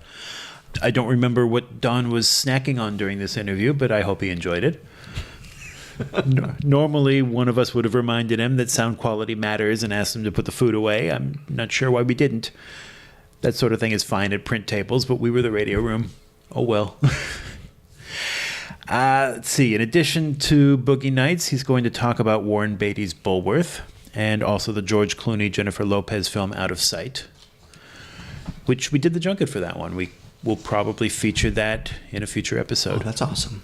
I was there, I believe. Were you? Yeah. So you did junkets too? I did junkets. I mean, you wouldn't know it from our recent episodes, but wait. So it's also Greg who used to interview movie stars. I used to, kind of, sort of. Huh. He also talks about a project he did with Billy Strayhorn with Erwin Winkler. That's also mentioned. Yeah, we'll talk about that a little bit afterwards. So why don't we jump right in? Okay. Here is Don Cheadle for Boogie Nights. Okay. What are these things? They came from the... These are pretty good. Hey, you're that guy in the movie. Yeah, it's me. Damn, you didn't get to take off your clothes even once, or did I miss a scene? No, I did it so much on the set that I think they were through with me. No, just keep your pants on, please, Don. This guy is, I mean, what a fabulous character, but did you spend some time at Good Guys or Circuit City to get the jargon down? No, that was all written, actually. You know, Paul has obviously spent some time in those stores. It's great dialogue, you know. He knows nothing about stereos, obviously, other than the sound comes out of him, you know. And the costume, you know, was it always going to be a Western costume from the beginning? Yeah, that was the cowboy look. You know, we went through, I had a good time with the costumer. We went through and looked at a lot of pictures and picked kind of looks that we wanted to have in his different eras. You know, that was a lot of fun to do that. Was it fun to wear though? Actually, they weren't fun to wear. They're not made for comfort. You know, they're made for shock value. Did you go on any porno film sets? Yes, we did. We so did. what was that experience like? I mean, it's kind of mind-boggling to think about it. Yeah, very bizarre. You know, very paradigm shifting. You know, it's like what. At first, it was kind of embarrassing, you know, and then it was kind of exciting and kind of titillating, and then it was just a trip. You know, it was boring, and it was just all this stuff that you don't associate with having sex. You know, you're not having it. You're watching people have it in front of a bunch of other people with cameras and mics and stuff. It was really weird. And did anybody say, "Wait a minute, aren't you an?" I mean, how did you guys get introduced? They did. You know, well, there was a scene actually going on when we showed up, and the man was having trouble performing. And he kept looking up and seeing us because I was there with Mark and Louise, and he kept going, "Oh, that's the guy from, you know, oh, that's Mark Wahlberg, and oh, that's the dude in Devil in a Blue Dress." And he was getting really intimidated, and they finally said, "You guys have to get out of eye shot so he can, you know, clear the eye line so he can do his job." You know, but it was bizarre. Did you get any insights into why these people do what they do? I got a lot of numbers, but I didn't. No, I didn't get any numbers. I did get insight when we pulled up and there's Beamers and Jags and, you know, Mercedes in the driveway. These people get paid well to do this. You know, and it's all under the table, so. I remember talking to you not too long ago about how it looked like things were just about breaking, and now you look at the stuff that you're doing, and how's it felt? How's this ride been for us? It's been nice, you know. It's like I haven't worked all this year. I did 5 movies last year. And it's nice to be able to turn stuff down. It's nice to have a choice, you know, have a bunch of choices. But I don't feel like it's like I've made it by any degree. Are you campaigning for any roles? I'm thinking specifically of Billy Strayhorn or Owen Winkler project. No, I haven't even heard of it until now. I think they're looking at Will Smith for. They're looking at Will Smith for everything. Gandhi, you know, Will Smith. You know, that's the name on everybody's mouth right now. Can you talk about the donut shop scene? That was really intense. How was that to shoot? How long did it take? It took a while because it was very cramped space and a lot of specific. Whenever you're doing effects, even if they're just, you know, squibs and gunshots, it's kind of specific blocking, and so it took a while, and it was no fun sitting between takes with, you know, 2 ounces of goo on your face. So that was difficult, but it all happened so fast. You know, that scene happens like boom. So he just joined this family. Like, I mean, he's not actually a porn star. No, he is. He's one of the porn actors. You don't see any of it in the movie, but he's one of the porn actors. As the bank guy tells him, you're a porn actor, you know. So he just joined like with the family. Just it's I don't know what I'm trying to say. It's like he. I don't know. Why didn't you see it, or why? Why didn't you? I don't know. It wasn't in the script. It wasn't in the script for Buck's character. Yeah. Well, he says it, and he's you know, he's a porno actor, but you just never see him get down. So you weren't pushing Paul. You're saying, look, you know, I gotta get my scene here. No. There was a scene actually in the script where he was naked. It wasn't honest. It wasn't a movie. But he was having sex. It was he and Jesse were having sex, and they're making love, and they're trying to figure out how to go about making love as opposed to just having sex. And I thought it was kind of a touching scene, but it got cut out. Sounds like a good scene. Yeah, I thought it would have been. Yeah, it would have been there. Yeah, I thought it would have been a great scene too. I didn't have any compunctions about being naked. I wasn't tripping about that. I just didn't want it to be done in a way that I thought was kind of just sensationalist and for shock value, you know. What were your impressions though when you first heard about this? I mean, I know they send you the script or agent, what have you, but when you just heard the concept of the film, what were your impressions of what you thought it would be? And I thought it was a film that I wouldn't want to be involved with. You know, I didn't want to do it when I first read it. Because again, I didn't think it was going to be handled in a way that I was going to, you know, that would really be illuminating it. Usually when they have a subject matter like this or anything that they can you tend to the movie tends to grab onto the least common denominator, which is the sex and let's be daring, let's be risque, look, we're gonna be naked and flop around. It's like I wasn't into that, but when Paul and I met and we talked and he told me what he was gonna go for and that he was really trying to tell a story and get into these characters and he wasn't just going for the shock value, then I was interested in it. But it took a while. It took some convincing. I wasn't convinced right away. Was there something specific that he pointed to or said that really changed your mind? No, it was more just his energy and his clarity of vision and how determined he was. I just really followed his energy more than anything else. I went, he's serious about this. He's not just, trying to be, look at me, be daring. And so I thought, yeah, I'll follow them. I'll follow him. How hard is it? Because so much of the dialogue is so superficial, just on just the words themselves. But there's stuff going on in subtext. How hard is it to play such a vapid character? All of the characters, it seems, are pretty vapid on the surface. It's very unusual. Was that a challenge? Or? It was a lot of fun, and it is scripted. All those lines are there.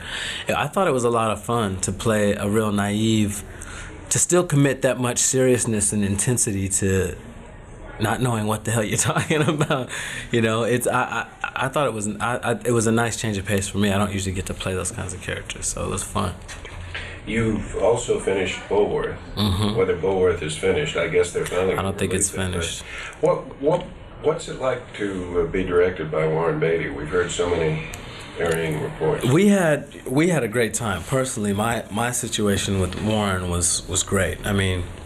We collaborated on my part. We came up with a lot of the things I was going to do together.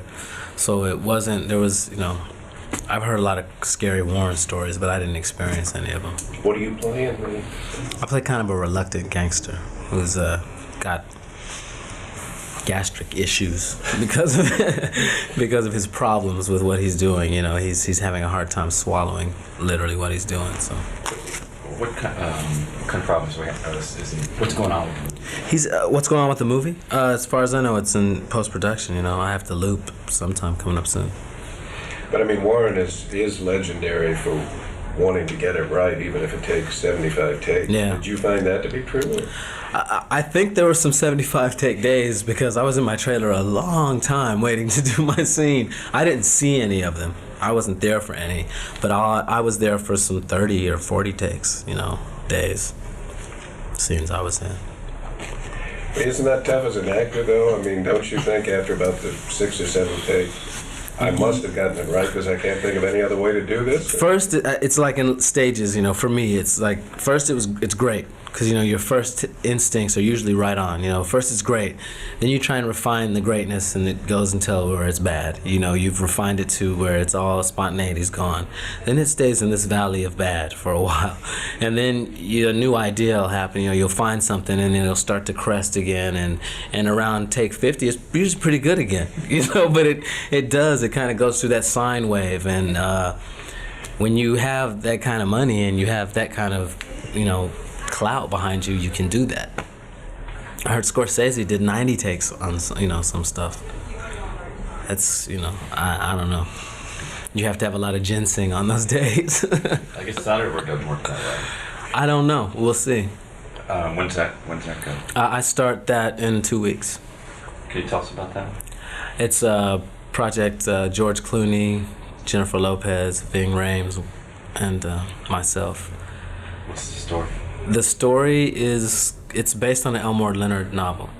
And Jennifer Lopez plays a federal marshal who's kind of in pursuit of all of us. We're kind of this gang of home invasion guys. So you're on the wrong side of the law a lot these days. Yeah, I'm on the right side, then I go on the wrong side.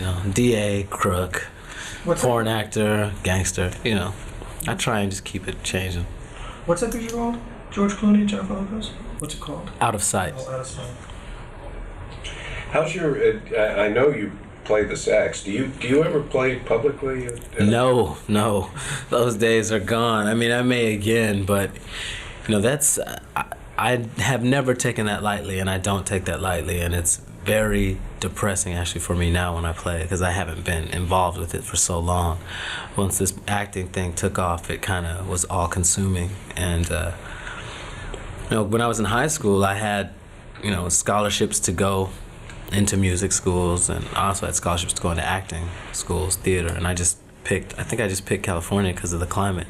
I was sick of Colorado winters and just came out here. But when I went to Cal Arts, it was a real conservatory setting, and there was just no time. From 8 a.m. to 11 p.m. we were inundated with theater, so the musician thing kind of went to the wayside. Do you sit in your trailer ever on the set and play your set? Yeah, I do. What are you playing, jazz? Or? Yeah, jazz. Do you find that informs your acting at all? I mean, do you find that there is sort of a bridge between... There's a correlation as far as listening goes, especially when you talk about improvisational jazz, because that's a large part of what rehearsals are, is improving and just feeling each other's characters out, and I think acting is listening anyway. It's listening and then reacting, but if you are not listening and if you're not in tune with the other person, you can't do anything. And that's what you have to be when you play music, just for intonation. You have to be aware of what else is going on. So I think it's helped me in that way, definitely. Well, as a kid, you mean you were just kind of vacillating back and forth between acting and music? Well, I was very into both of them. In high school, those are the main two things I did was, plays and the band and sing. Those three things were very, very important to me. So I had vocal jazz scholarships and jazz music scholarships and acting scholarships. And I just kind of went to the coast. Any more directing in your future? Or? Possibly. I may be directing a movie for Warner Brothers. Could you? Can you tell us anything about it? Or? It's Cleopatra Jones. They're doing a 90s, not a remake. I don't even know what to call it, but they have the property and they're redoing it, and I'm writing it and I may direct it. Have you got any stars in mind yet? Or? I don't think I can say that. I don't know. They'll throw their list at me and Well, you must be a fan of the old movie. Or are you? Not really. I think had I been there at that time, because what those movies were good for was showing strong black characters who, could stand up to the man, and authority, and they were, autonomous, and I think that was important then. That doesn't really, nowadays, there's so much of that. That's not something that you can grab for me out of the film. What I respond to the film nowadays is the music, the fashion, and the karate. Of course, you have to respond to the karate. How much of the 70s do you remember? A lot of it. I was in junior high school going into high school, but I remember it. So you wore the vest and the bell bottoms? I had the bell bottoms and the platforms and the blowout fro and the fake silk shirt. And the pictures are where? I believe they were all burned in a fire. I'm not sure. I think so. Yeah, they were all burned in the house fire that we had. It's a shame. We have some here. You're lying. They're on the internet. Damn, my address is on the internet, which is really kind of scary. How did that happen? Who knows? But if we ever find that person. Do you have? Do you go online? My girlfriend does a lot. I've done interviews online before, but I don't usually. How do you see yourself vis-a-vis Will and Denzel and Wesley? Especially ever since Devil in a Blue Dress, people are just blown away by your acting. I guess it took them a while to figure out that you were a good actor. Yeah. But is there like a certain small group that gets all those scripts first? Do you think so? Well, I don't get the scripts that Will and Denzel and Wesley get. By no means am I playing in that field yet. But I get a fair amount, and I'm in contention for a fair amount of them. What percentage of the roles that you're looking at are roles for black men as opposed to? Most of them are. There's some that I get that are not race specific, but I usually don't like those roles. I don't, because I am a black man, and I don't ever want to be in a role where that doesn't impact my life as the character, because it impacts my life every day. So I don't really believe in that colorblind casting. It doesn't have to be about the fact that I'm black, but that can't not be an issue at all, you know. Was it an issue in this film? This film, it didn't really. He is black, and that's something that actually Paul said that he wished that after we shot that scene that he had put something like that in the bank scene.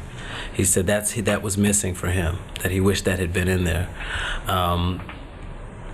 because that was part and parcel of why he didn't get the loan as well. But it was so much about the family, this whole little dysfunctional family, that we were all just kind of, you know, racism. Oh no, you know, that wasn't really anything, I think, to those people that occurred to them in that. But he was a black man. It's funny because since I've done a lot of the research, I found that that's a big issue nowadays in the pornography industry. There's a lot of racism in it nowadays. You know, a lot of people don't want to do cross race sex scenes. I just question. Something that I thought was missing from the film is they alluded towards one sort of possible homosexual thing going on there, but you know, there wasn't a lot of bisexuality or homosexuality in the film, and I know that was very prevalent in the 70s porn industry. Mm-hmm. Was that at all in the film, or was that ever discussed? Isn't there one scene, 2 women in a hot tub or something like that? And Yeah, for sure. that never really was a part of it either. That didn't come up. There's so much, you know. Did you see the original 3-hour cut? Yeah, that's the only version I've seen. I haven't seen the new edited version. Well, what was your first reaction when you saw it go by? I was sitting next to Paul, and I remember just kept looking at the screen. I kept looking at him like, oh, okay. Because there was a lot of the film, the majority of the film I wasn't there for. I didn't see. And I was just blown away, really. I was just really surprised at how well crafted the whole thing was, and how it moved, and how clear his vision was, you know, because we talked about it, but then to see it and see that he achieved what he was trying to, I was just very impressed. That scene with Fred Melina. Oh, yeah. Because you hadn't seen all that. No, I hadn't seen any of that stuff. I hadn't seen the stuff in the studio. The feel the power, that stuff. I feel the heat, I think it is. How about Mark's big ending? Oh, yeah. They wanted to use me, but it wouldn't have looked right, you know. Everybody's claiming credit for that now. I thought they were all deflecting the credit. I think Mark's going, no, that's Paul. No, that's Mark. It ain't none of them. It's, you know, a sock with some sawdust in it or something, I think.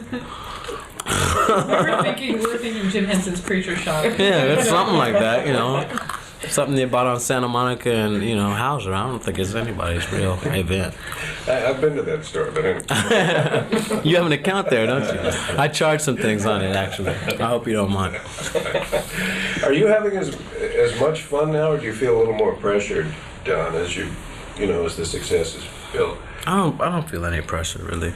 You know, I just try and find roles that I think I can bring something to, and parts that bring something to the movie, and that's really what I'm looking for. Even when I don't have the luxury to be choosy, I've been choosy, you know.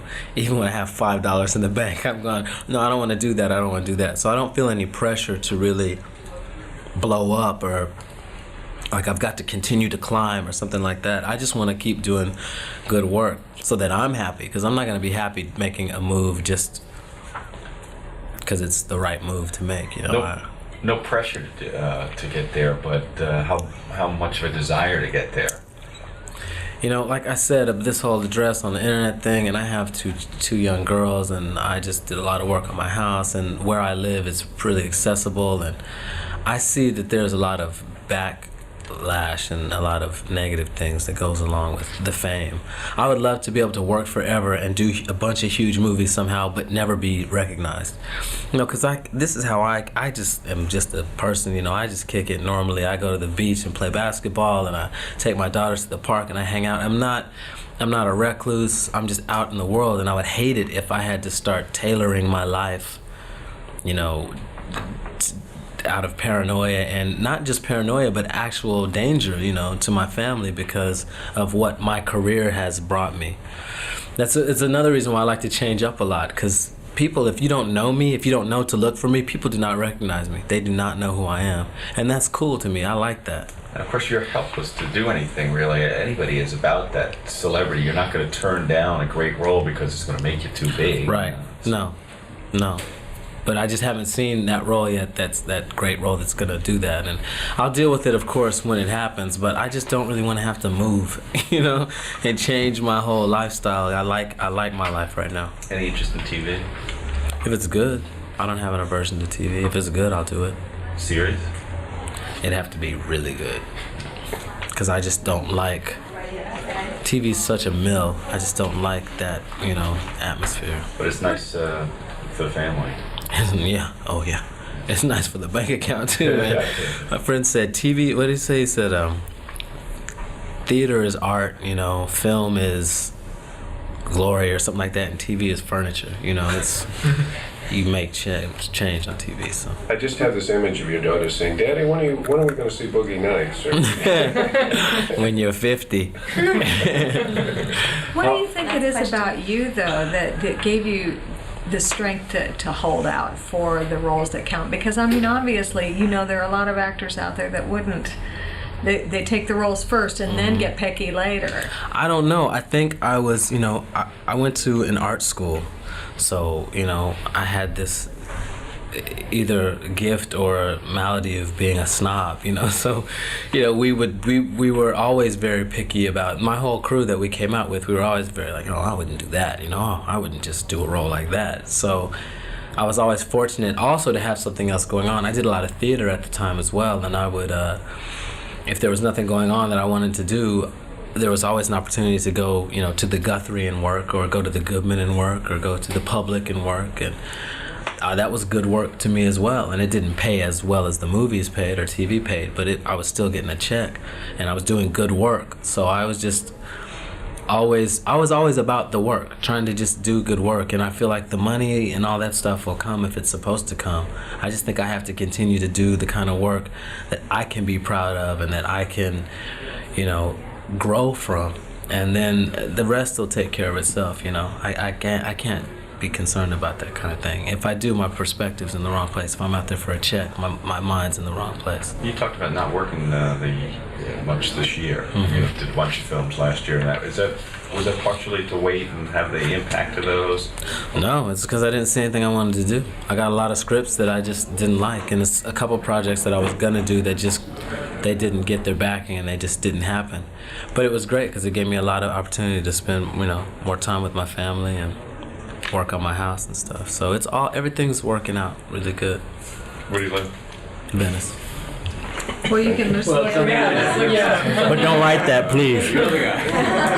That was for you. In case you want to come by. Thank you very much. Thank you. Thank you. And now we're back from Don Cheadle. Wait, is that us? That's us. Wait, I don't recognize Well, since this place. we ended with, I know you have a lot How of did stuff. we get here? I think we ended up with the Billy Strayhorn thread.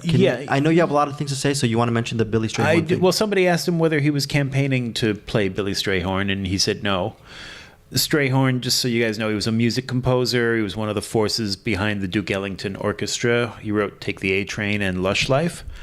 As far as I can tell, no movie has ever been made about Strayhorn's life, but if they ever do, Don Cheadle would be an excellent choice to play him. My favorite Duke Ellington album, since I'm a lover of jazz, is called And His Mother Called Him Bill, and it's an album that's a tribute to Billy Strayhorn. So I love that Duke Ellington album, just a little Strayhorn thing.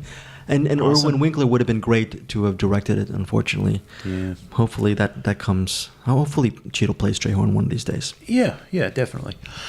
So he talked about playing saxophone and how he sort of lost the skill set when he started focusing seriously on acting. I hit the internet to see whether he's ever used that skill set in a film, and while he hasn't ever played saxophone in a movie, he did learn how to play the trumpet when he played Miles Davis in the aforementioned 2015 film Miles Ahead. He also talked about Cleopatra Jones, a remake of the 1973 blaxploitation film, which Warner Brothers had hired him to write and direct. That movie never got made. So I spent some time searching the internet trying to find out why, and I couldn't come up with anything. I did find out that he had been hoping to cast either Jada Pinkett Smith or Vivica A. Fox in the lead, but that was about it. But, the script still exists, so maybe they'll make it someday. As for other filmmaking that Cheadle has done, he wrote and directed the aforementioned Miles Ahead. He has directed 4 episodes of House of Lies. He does produce a lot, including House of Lies, and both the movie and the TV series Crash. But he's a very in-demand actor, so that tends to keep him pretty busy. At one point in the interview, he mentioned his girlfriend. That would have been actress Bridget Coulter, who co-starred with him in Rosewood. They've been a couple since 1992, and they have 2 kids together, and they finally got married in 2016. He said in the interview that he would only do a TV series if a really good one came along. So I guess House of Lies must have fit that bill, because he did that from 2012 to 2016. And at the time that we're taping this episode, he's got a new series on Showtime right now called Black Monday. So it took him a while, but he eventually was true to his word, and he did make it to the small screen. Cool. Anything more you want to say about Don Cheadle there, Greg? That is it. That is it regarding Don Cheadle. We are now off to PTA. We are the writer and director, Paul Thomas Anderson. Now, Greg, I know you're a huge fan of his, right? So yeah. What is it that you think makes his movies unique? Well, okay, one of the things is early on, he's been a huge fan of Robert Altman, who's one of my favorite filmmakers as well. And one of the things that Altman did was he had a huge cast of characters in a lot of his films. It was a lot of his movies were ensemble driven, and that's something that you're going to get with a lot of PTA's films, especially Boogie Nights. This is an ensemble driven epic about the porn industry at a certain period of time in the 70s. So I like that aesthetic, that he actually used the Altman aesthetic with his own visual style. I mean, there's some showy moments that he talks about in the interview, the Steadicam shot, stuff like that. Yeah. So you want to talk about some of his other films? I mean, the thing about PTA is he's not I wouldn't call him a prolific filmmaker. He makes a film once every several years, right? Yeah, it's harder to be prolific when you're both writing and directing.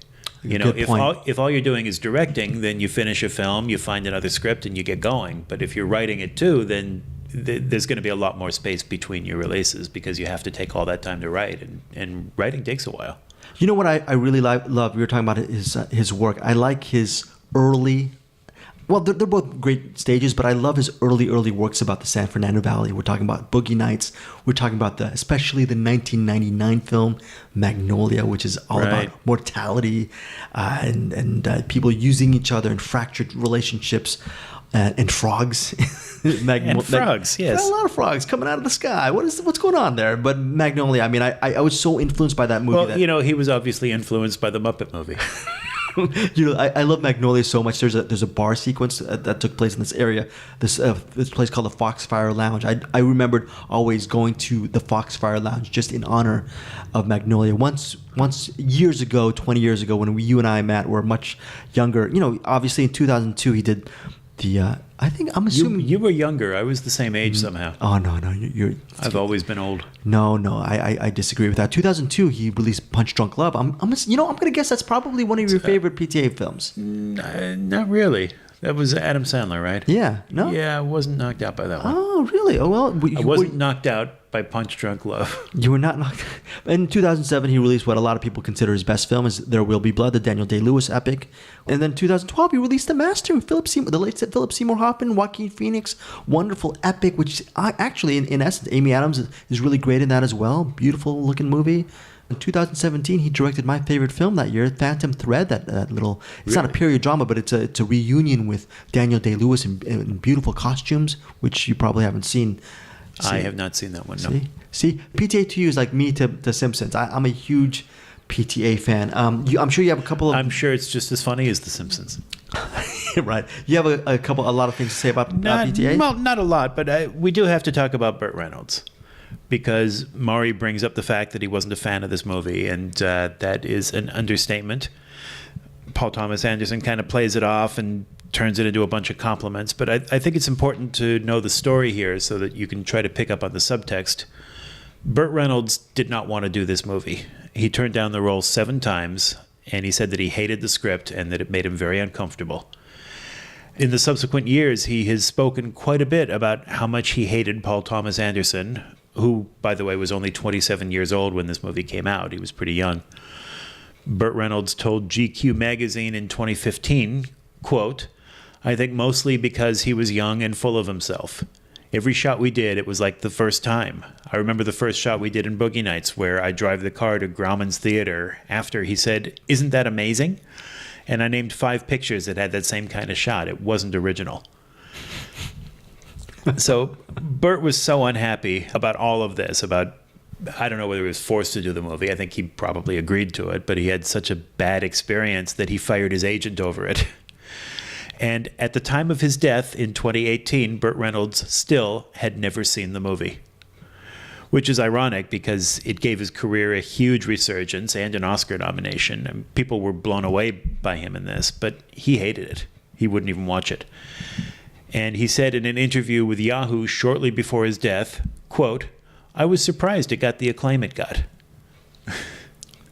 So it's so weird. He took that with him to his death. You know, I also wonder if, and this is just me guessing, if Burt Reynolds was, even if he had friction with even with all the friction, if he ultimately embraced the film and PTA's work, would other auteurs and filmmakers been more at his feet to offer him even better roles or roles of the same ilk on the same level? I think this is just my guesstimation. Right. I think because instead his career sort of went the way of Megan Fox, who criticized, of course, Michael Bay. Exactly. I mean, and then couldn't get hired after that. Right. I mean, Fox's career hasn't been as stratospheric as it was under the Bay era, but Burt Reynolds already established, as we all know, established himself as legendary at the time. But his career could have even just continued on that excellent streak, as opposed to starring in a bunch of films that I'm sure he's probably been good at, but a lot of stuff we don't even know. We don't know a lot of his movies. Because he just badmouthed Paul Thomas Anderson and just said, he was basically telling people, don't go see this movie. Props to Maury Cartel for broaching that subject with PTA during the interview. Yeah, even though he kind of dodged it. But you'll hear that. Mm-hmm. Also, lastly, I wanted to warn everyone there's a beep edit. We talk about this most of the episodes, but, it's when the cassette tape ran out, we had to flip the sides. We lost about 15 seconds. So I put a beep there to signify that's why it's happening. Don't worry about it. You didn't miss that much. And another thing, listeners, before you check out the interview, I'm sure if you're a PTA fan, you've listened to a lot of interviews with PTA, a lot of praising kind of pieces. There's some really cool new stuff from PTA, even 20 years ago, because this interview delves deeper into how to deal with the MPAA, which I think is really value added. If you just really want to know what they're all about, at least at that time, I thought that was really remarkable stuff. Yep, he's young. Again, he's only 27 years old at the time, but he's got a lot to say, and hopefully you guys will enjoy it. So here we go, Paul Thomas Anderson.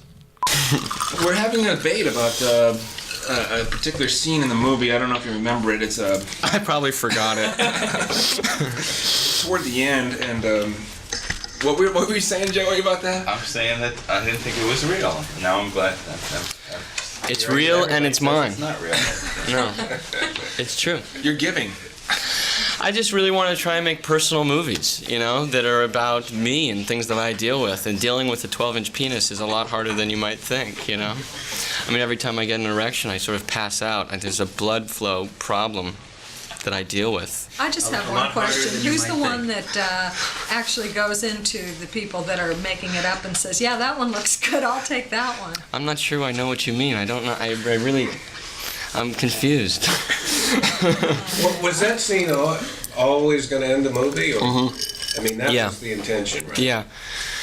On so many different levels, on any kind of, interesting sort of storytelling level or metaphorical level or just in the pure, simple, good old-fashioned big ending, way. That was sort of always the ending of the movie. It was definitely a big ending. Well, thank you. It needs to be letterbox. I mean, yeah. It took a CinemaScope frame.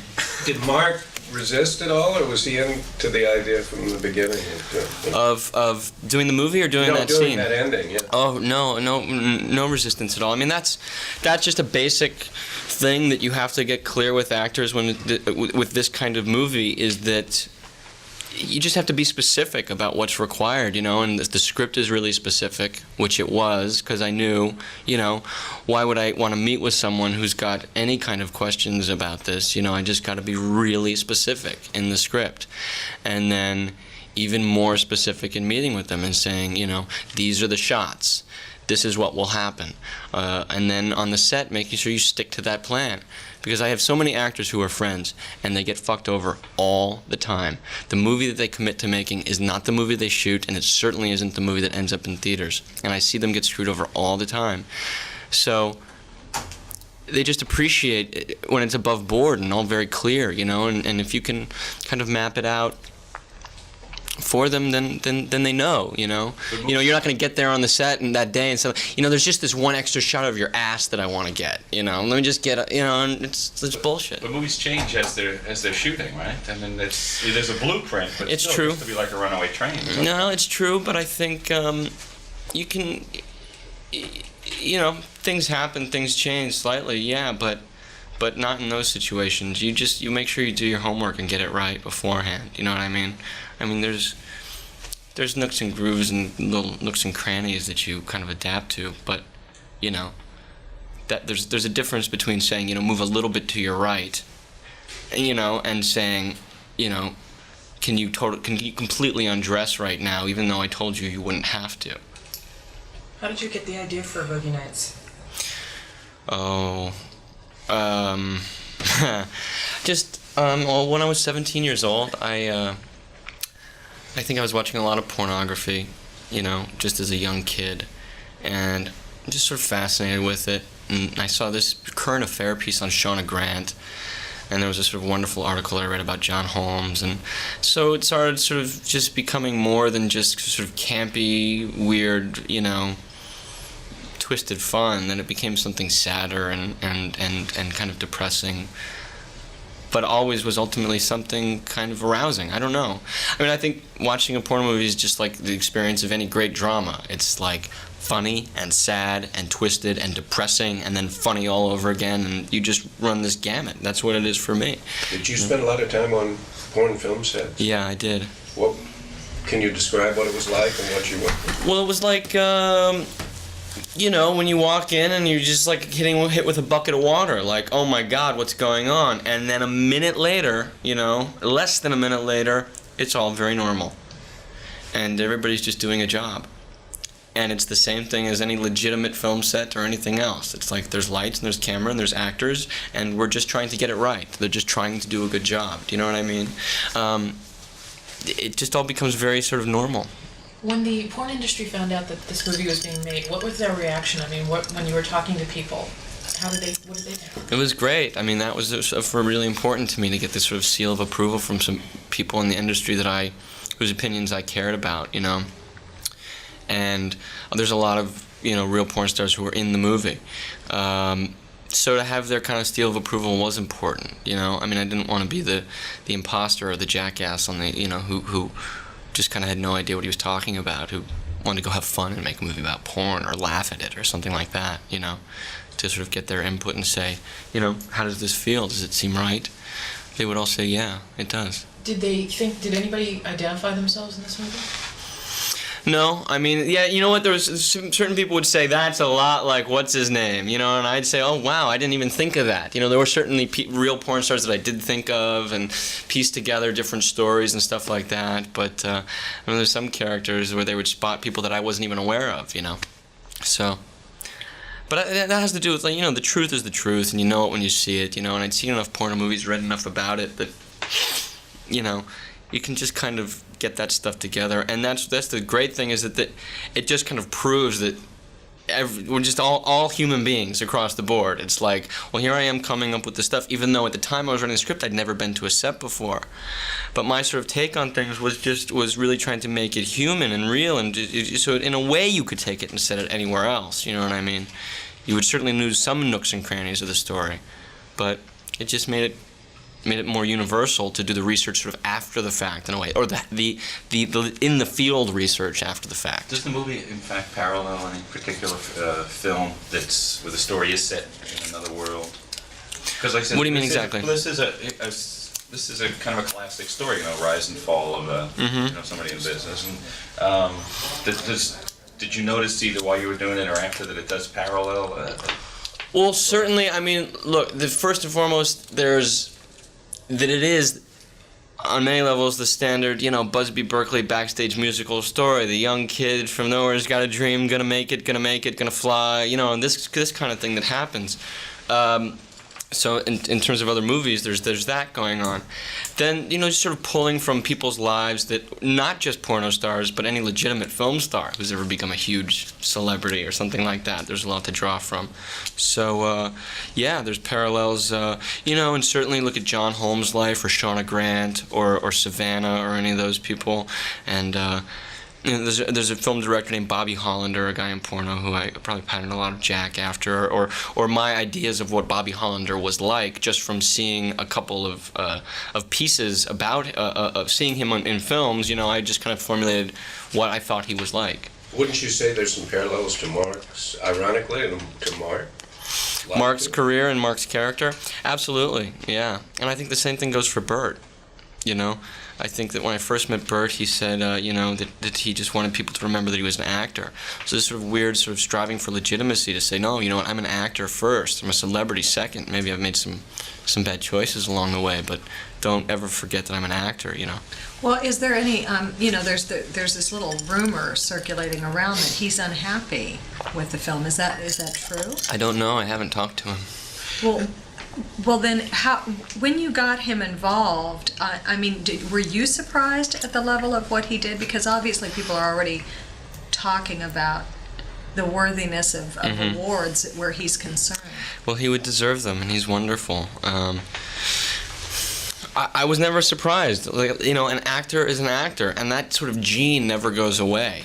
You know what I mean? Maybe they can get off the path and get twisted around a little bit every once in a while, or the sort of cult of celebrity can really hit hard, but the actor gene never goes away, Once an actor, always an actor. So, and I feel good that I did a good job writing the part. You know what I mean? That I wrote him a good part. My job as a director was just to kind of sit there and keep my sense of humor. That it was, you do your job beforehand, give it to a great actor, and they're going to just take it and be great. Are you concerned at all that, you made an adult film, a film for, mature people. Surrounding this is a lot of titillation. You've managed to not make a prurient film, or an exploitative film. Do you think that might hurt you? Do you think people will come there with expectations of seeing a lot of sex and not getting any? And I don't, maybe if they're coming for. I think people want something new and something good. You know what I mean? Audiences just want good movies. I'm an audience member. I go to movies. Just give me something new. I cannot fucking see Con Air again. I've seen it too many times, But you're also walking a line here. This could have become like Showgirls too. It could have, the sleazy part of it could have kind of taken over, and you all everybody must have worked hard not to let that happen. We only worked hard in just sticking to the script, because, we really all just felt like, okay, the script is good. We have to just stick to that. If we stick to that plan, then we're okay, And there were some people that probably misinterpreted the script, but they weren't involved with the movie, that thought, oh, this could just be another Showgirls, that maybe didn't know my work on my first movie as a director. But all the actors had seen my first movie and saw some of my style, or the way I handled things, and knew that it wouldn't be that, Yeah. Did you cut out any sex scenes? I know this was the original cut ran, almost 3 hours. Did you trim the sex? No, well, the sex had to be trimmed for the MPAA. No scene was lost in its entirety. The movie that you see is the script, The scenes that came out had nothing to do with sex, and ultimately had nothing to do with the movie. Otherwise, they'd be in there. So you don't use the script as a blueprint. You really stick to the script throughout. And let me ask you, what kind of choices do you make in post? You have some scenes that the idea of the scene, I mean, the message or how it moves the movie forward can be done in maybe 30 seconds or a minute, Yeah. and yet the scene will stay up for maybe 4 or 5 minutes. Right.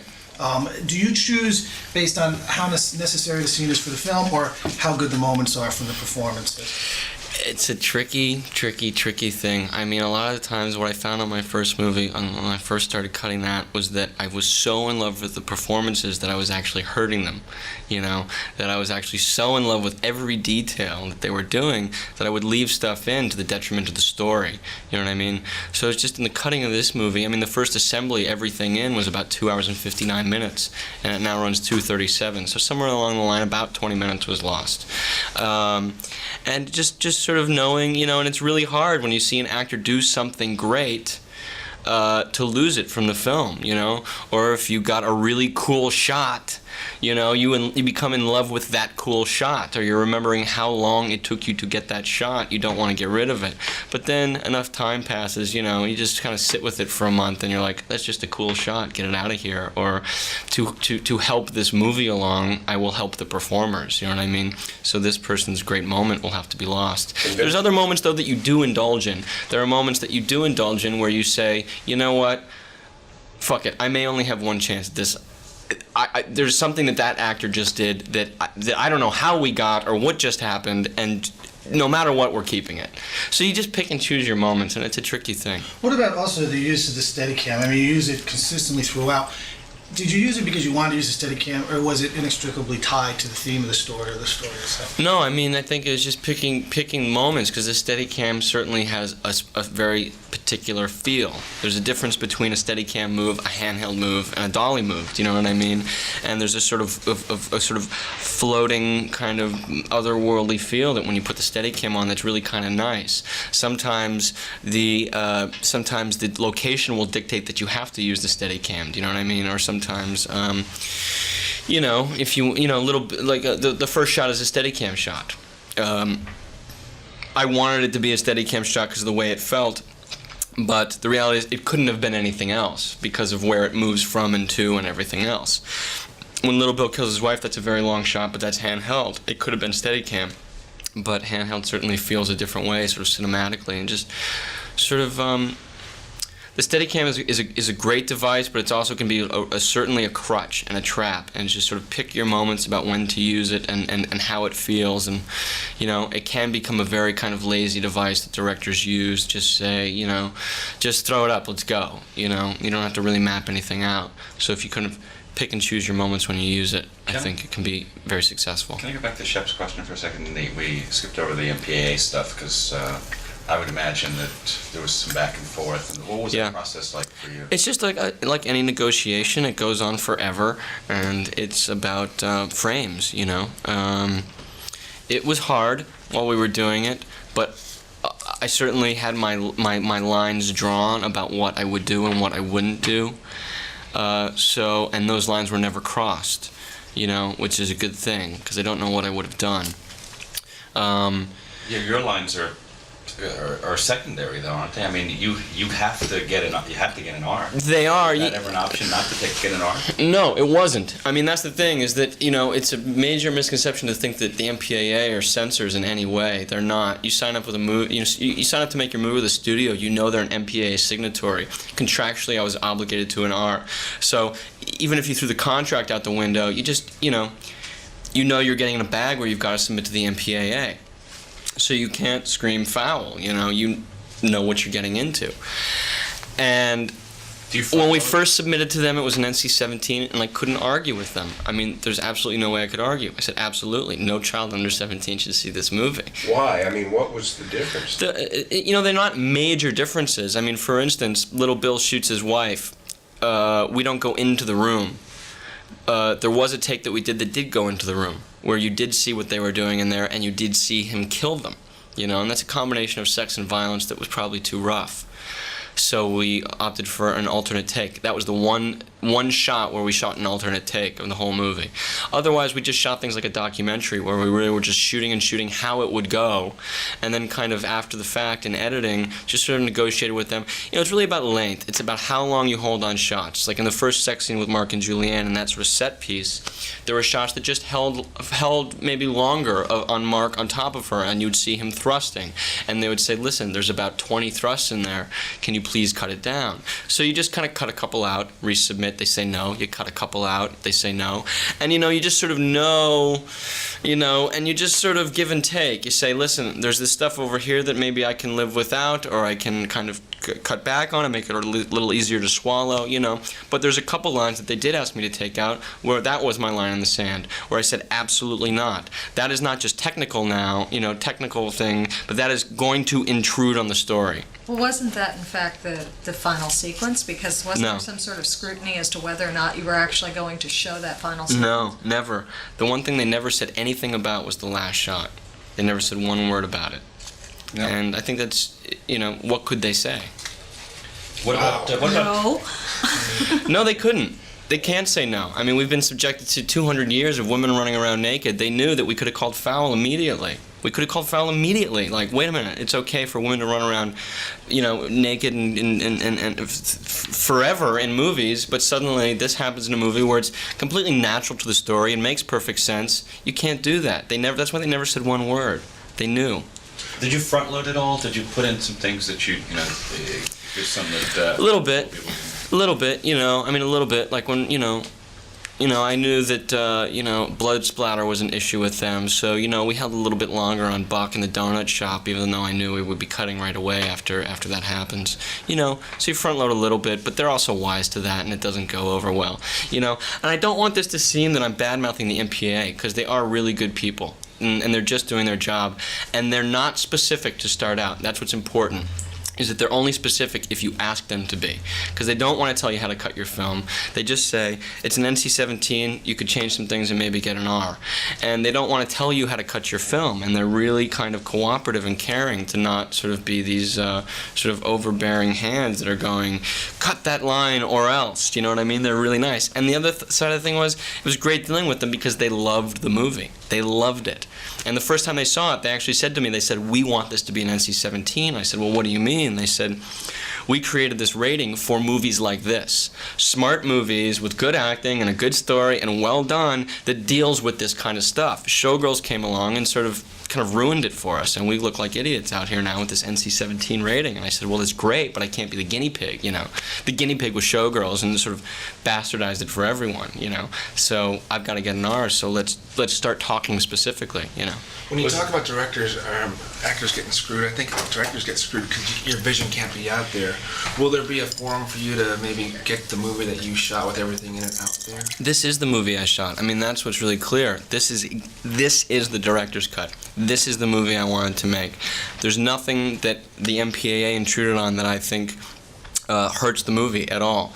I mean, there's a minute and a half that came out as a result of the MPAA, and it's a minute and a half that I'll put on a Laserdisc someday just so someone could see it, but that movie's not better than this movie. This is the movie that I made. I mean, no one told me how to cut this movie. Was Leo number originally in line for this part? Yeah, he was. I mean, how did that whole process... Well, it was never really official. I mean, it was never really official, and he was just an actor who I really liked and thought could play the part. And he was interested, but ultimately decided to do the Titanic instead. So that's kind of what happened. And then how did you move to Mark? Oh, well, I was aware of Mark as an actor, obviously, you know, and I thought he was great. But really at Leo's urging, too. You know, Leo said, yeah, he's a great actor, but you got to meet him because he's fucking great to be around. And he is. Mark's amazing. Can you talk about your writing style? 'Cause I noticed you have some conflict with the mother early on. Mm-hmm. And generally for the first hour after that, there's almost no conflict. I mean, he wants to be a star, he becomes a star. He makes friends with everybody, everyone treats him nice. There's no... Were you ever scared at that point? You know, you have a drama here with no conflict for an hour. I mean, does that scare you at all? It didn't, because I think underlying through the whole movie, you know that what goes up must come down. So you just kind of make the ride up as fun as you possibly can, that no one's going to get bored. You don't necessarily need conflict constantly happening to keep people interested, you know. and just enjoy the ride up, because you know. Well, where did Alfred Molina come from in that fabulous scene with the firecrackers? How that came out of your imagination? Well, I mean, Fred Molina is just a brilliant actor and underused, I don't think underrated, because everybody who knows him and has seen him says, yeah, he's great. And he's someone I'd always thought of, to play that part, and was lucky enough to get him. And that scene is, I'm really proud of it. I like it. I think that it's the sort of natural sort of climax to that much drugs and that much cocaine and that much porno is gonna kind of equal getting in a scene like that, and the firecrackers is actually something that someone else came up with. Robert Downey Sr. is a wonderful filmmaker, really cutting-edge filmmaker from the late 60s and early 70s, who made a movie called Putney Swope. And deep in the background is one of the best pieces of background action ever in a movie, is this sort of young kid throwing firecrackers. Just for like 2 minutes. And Bob's a friend of mine and sort of an idol and a kind of mentor, and I called him up, I said, I want to take this and make this run throughout an entire scene and take this piece of background action that you had and make it this major piece of foreground action, and he said, great. So. How many syllables, Mario? Yeah. Can you talk about another character in the music? In the movie, the music is just incredible. And, did you have any trouble getting so many great titles in one movie? Not really. We got just about every single thing that we wanted, to tell you the truth, because I'd mapped it out beforehand. Again, I'd written with music in mind. I'd written it listening to songs that I really liked from my record collection, and songs that either fit thematically or just had a good vibe. You know what I mean? They didn't always have to fit thematically what was going on if they just kind of felt right. But it's always great when they do kind of fit. Or sometimes it can be a little bit pretentious, a little bit too on the money, so you just kind of monitor that. So we had the list beforehand, which was great because you could kind of get an estimation on what it would cost. Because what happens usually is you make the movie at the time probably about 60 cues, what turned out to be about 52, 53, something like that. And we should set aside this amount of money for it and start clearing stuff now. And the woman who was in charge of clearing it is a woman named Karen Rackman, who's really well known for music supervision and sort of clearing songs. And so anytime anybody hears that she's involved, they kind of wake up and go, oh, wow, Karen Rackman's involved, So they could really pay attention, The title track's not there. The title track. The song Boogie Nights. The song Boogie Nights is not, yeah. Was that something you wanted? No. It was never a song that I thought could fit in the movie. Are you writing now or working on anything? Just writing. What was the first sex scene that you shot in the movie, and was it really an awkward moment for everybody? Oh my God. It was the scene where Heather takes her clothes off and gets on top of Mark. And it was fucking terrifying for me. I think Heather says that I was more nervous than she was. I mean, I was just felt weird, and I felt like a pimp, and I don't know, it just felt creepy. But it was fine, After like 10 minutes, it was really just about getting it right, It's like going to a porno set. It was the same thing. It was like, oh, what is this? Oh, well, fuck it, let's just get it right, It was funny. It was very funny. Thank you. Thank you. Well, we're back from PTA. I'm sure you have a couple things to say about Mr. Anderson. Well, you would be wrong. I would be wrong. You don't I have think we've covered everything. I guess we've covered everything about PTA. Yeah. I'm ready to move on. How about you? You're ready to move. The only thing I want to say before we get into Mark Wahlberg, Good Vibrations, Mark Wahlberg, Mark Wahlberg, Wahlburgers is, I hope one day... Who is that again? Wahlburgers. Oh. I hope one day you see Phantom Thread, Matt, and I'd love to hear your thoughts on Phantom Thread. I've heard that was one of the best Star Wars movies. Okay. But you know what? I wonder who's going to watch. Am I going to watch the first several...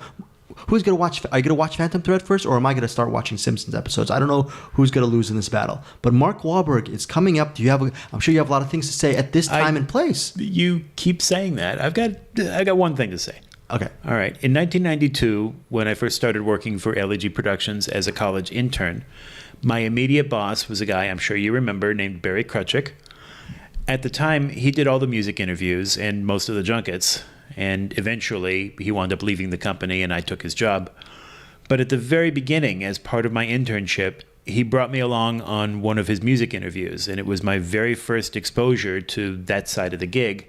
And the interview was Marky Mark, who was promoting one of the Funky Bunch's albums at the time.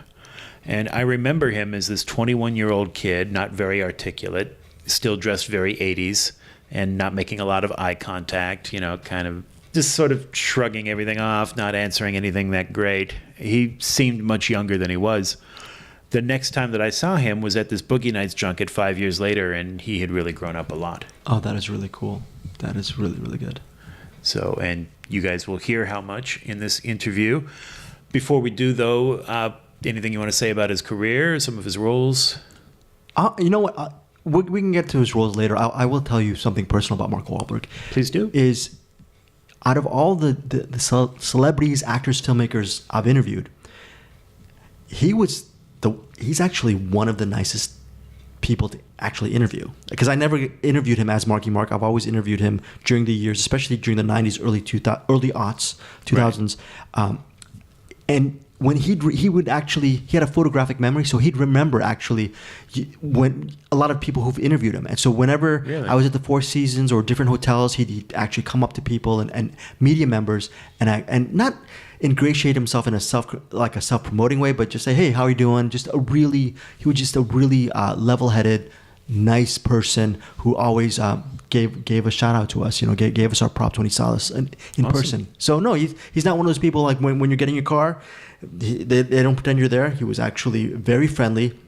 At this time and place, I didn't interview him obviously for Boogie Nights, but I would eventually interview him in the years to come in several movies, and he's always been a nice guy. Before you listen to this interview as well, there's a couple of things that you can look out for that Matt and I will pick up on in the postscript. He talks about a music album in this thing, and he also talks about a boxing film with Robert De Niro. That's a little bit of a teaser. We'll get back to it. Yeah, on I the will postscript. talk about both of those things afterwards. Okay, and here we go. Here is Mark Wahlberg in Boogie Nights.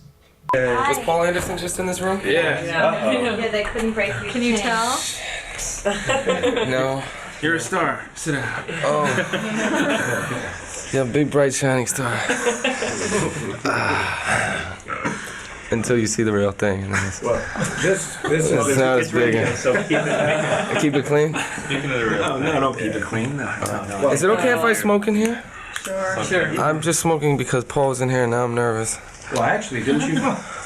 He said a lot of things we need to talk about right now. Huh?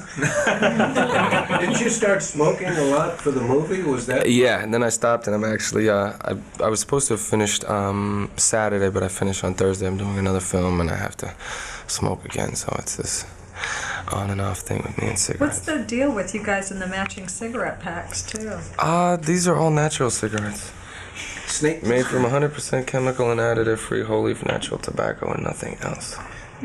Did you really? And then over here it says Surgeon General says smoking causes lung cancer, heart disease, emphysema, and may complicate pregnancy. Marky, why did you lose so much weight for the film? How much did you actually lose? I did somewhere between like 30, 35 pounds. Well, in the time in which the film takes place, there weren't too many adult film stars who were like working out all the time and were in that kind of shape. I don't think they made clothes that would fit people that were working out and stuff like that. How'd you lose it? I just starved myself. Didn't eat, and when I did, I ate vegetarian, a lot of like lettuce and tomato, and smoked a lot of cigarettes, and that was it. This is a real tour de force, and you must have known it going in. Did you feel some extra pressure to step out front like this and really carry a movie? Well, I didn't see it like that. I just think that I was, I like everybody else was playing a small part in the big picture, I mean, I definitely knew the possibilities because it was the first time where I really had an opportunity to play a part that just showed so many different things and a character that just went in so many different directions and so many different places, emotionally and mentally and physically, and it was just, the ideal situation. But there were also things that I was scared of. The taking off the clothes and anything that would have, kind of brought back up, stuff that I was known for before, singing, dancing, all those things happen in the first 30, 40 minutes of the film. But there was just so much more going on that I thought if people paid attention to that, then I'm in the wrong business anyway. How'd you get your mind around the taking your clothes off and the sex stuff? I mean, that's got to be a new kind of challenge. Yeah, but it was just part of what he did. It was part of what the character did, so it was cool. But for an actor, you were doing it. Yeah. Yeah, and that's why I didn't want to do it. But I think it was done. It was being done in such a different way, and it was just a totally different set of circumstances. And again, there was so much else going on that if that was the thing that was noticed, then I dropped the ball, and it would be my fault. But your circumstances, and I'd be willing to accept that. You physically being on the set, having to do that. How did you get through it? It was very easy, actually. I mean, at first, before we started, I was like, oh God, it's going to be at least the 25 people in the cast, and then the crew and everybody else. But everybody was just so professional, and it was always people were looking at each other eye to eye and not head to toe. So it was cool, and everybody was in the same boat anyway. So it was kind of like whatever. Well, what do you think about this time though, where we are seeing more male nudity, or at least the idea of more male nudity in mainstream films? I mean, do you think that's fair now after seeing? Yeah, I think it's definitely good for women. I mean, I've been the what's a good word? I've been the one who's been exploited for the longest time. So I mean, I don't know why women should be complaining as much. Will there be a Boogie Nights Calvin Klein tie-in? Maybe with that kind of the same. Nah. Do you watch porno movies now? Nah. Not into it at all? Nah. Did you watch any before you? Yeah, Paul had us watching them, and we visited the set and stuff like that. What was it like the first time you stepped on a real porn set? It was weird, but it was at the same time it was a sense of relief. I didn't really pay attention to the acting. I mean, there was one scene where the guy couldn't perform right because he was a little nervous because everybody was there watching him, and but I mean, I really got the one thing that was helpful to me was I got a sense of how these people are, and really the fact that this is just their job, and they're there with their spouses, and they're talking to each other, and then this guy goes off with this guy's wife and goes and does a scene, and then they come back and they're talking about sports and basketball and the kids and everything else, and it was just really weird because I had my own preconceived notions about them and that lifestyle and that world, and I'm really glad that I got an opportunity to see it. See, I knew that the film, after reading the script, wasn't really glamorizing it, and it wasn't really about that. It was just the setting, and it was much more about these people and their lives and their pursuits of whatever each one of them was looking for. What were your preconceived notions?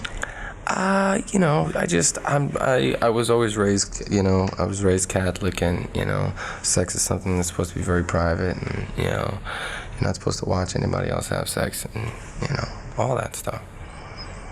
In some ways, you and everybody's trying to make a parallel between you and Dirk, which is probably reaching for it a little, but it would have been easy for you at this point to self-destruct in the way he did, and instead you've managed to reinvent yourself in a way that amazes everybody. Mark, obviously there's been a conscious plan that's been driving you, right? Well, I think the plan was to just try to do good work with good people, and that's it, and not worry about anything else. It wasn't like, we sat down with, the minds, the best minds in Hollywood and said, okay, how can we, rebuild and reinvent this kid and give him stronger legs and a smarter mind and everything else. It was just okay, let's just stop dealing with the BS and let's just go and do work, and if it works out, and I feel like I can do it if I'm in the right situation with the right people, and if they feel that way, then we'll go and we'll try to create something special, and if not, I'm not getting involved. How tough was it to get this role? It was pretty tough. I think when I first read a good chunk of the script, I was like, oh God, you know, he wants the Marky Mark thing in this, and if he wants me at all, then he wants the Marky Mark thing. But I was just so damn interested in the material and so drawn in by it that I had to meet him anyway. And, you know, it would be silly for me not to go and at least investigate it. And when I talked to him, you know, and I mentioned that, he just kind of laughed. And I was like, what? And he goes, don't ever disrespect me like that again. Now, anyway, this is what I want to do, and this is how I want to do it. You know, I think if you can, you know, get over certain things, then I think you can play this part. And then we had another meeting that turned into a kind of slash reading where a lot of people from the cast just kind of showed up. And Paul was like, oh, they're just here to say hi, because I wasn't supposed to be reading that day or anything. And, you know, if I was going to read, I wanted to be prepared. And then, you know, John Reilly came in and Phil Hoffman. And so, you know, then the scripts get pulled out. And, you know, you want to just look at something. This is not a reading, you know, I won't judge you on this or anything. And then, you know, halfway through the script, you know, after like 30, 40 scenes, he's like, yeah, Dirk, if you want it. You know how George Clooney gets fitted for the bat suit? I'm wondering, how did you maybe get fitted for my wig? The armor? My wig? Well, the wardrobe fittings were nice. You know, it was a very relaxed atmosphere. You know, it was only like 20, 30 people around. This is right. You can be descriptive too. Go right. So the guy asked me yesterday. He goes, "So, first question was, so is it real?" I'm like, "Oh, you have to ask Paul that." And he's like, "No, I was talking about Bert's hair." I was like, "Oh, okay. I have no idea. I never asked him that question. You're gonna have to." But you must have been kidded. I mean, you must have been. Oh, I was, and probably will be the punchline for, you know, a lot of jokes for a long time to come. They might even write, you know, some Dirky jokes, a Dirky jerk book. Will you know? ever donate that prop to a Planet Hollywood at some point? Maybe. I think they gotta, you know, Planet Hollywood is a little bit conservative, you know. But you never know. You never know. Wasn't there some kind of story about Leonardo DiCaprio and suggesting you for this part, or did he encourage you to talk to Paul, or?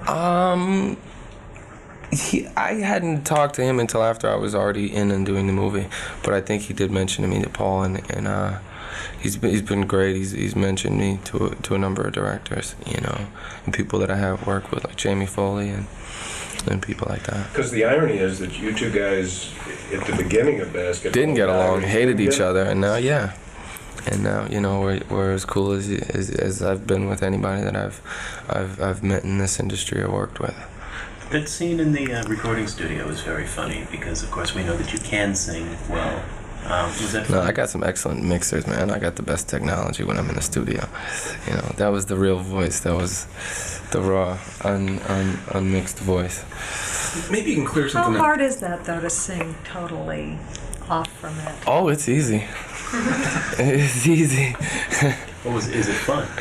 It's easy. Now everybody knows why I wasn't in the New Kids. I mean, they were lip syncing anyway, but I had this whole thing about singing live, and they didn't want to have me out there like that, so the truth finally came out. But that was one of the funnest things to do in the movie.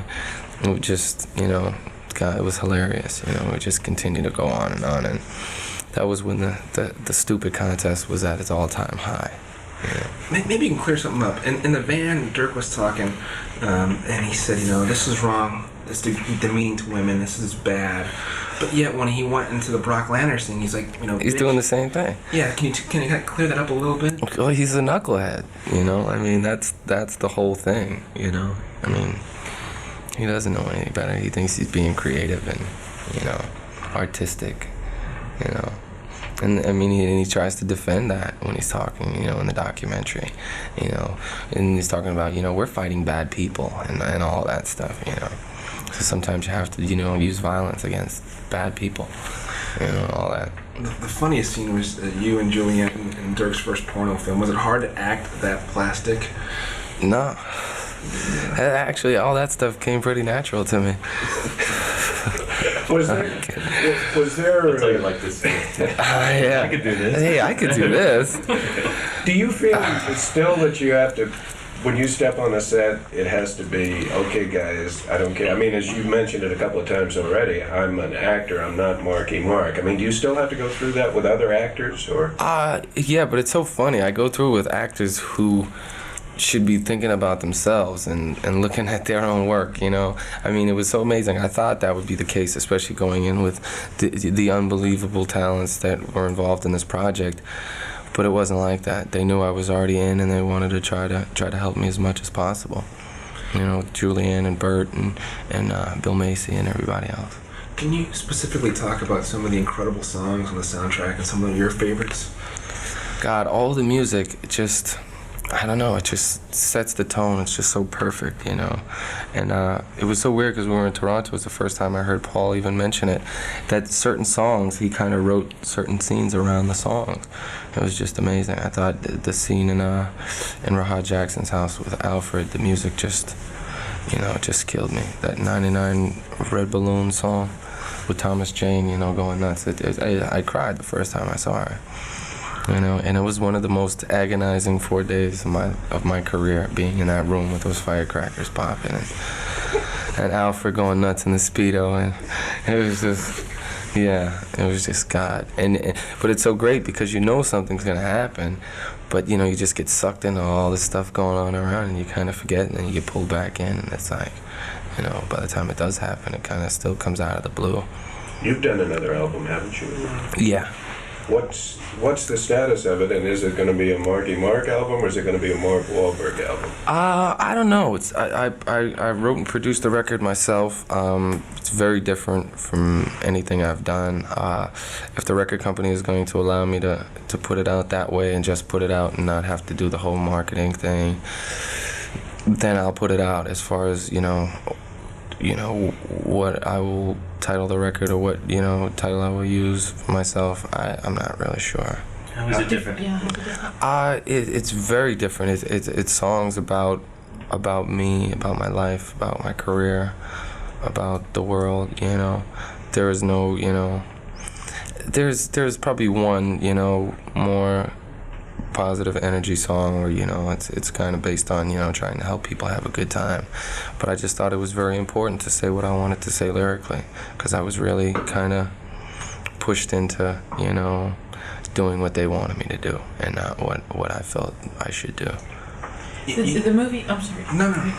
The movie is set in the 70s, and it's something, you know, we have to touch on here. The clothes. I mean, how foreign was this to you? I mean, very uncomfortable. But it was great at the same time, because once you put them on, you walk like people walk then. I mean, you had no choice. They dictated the way you walked. They were that tight and that uncomfortable. Did you want to keep anything? I mean... No, I kept my my adult film awards.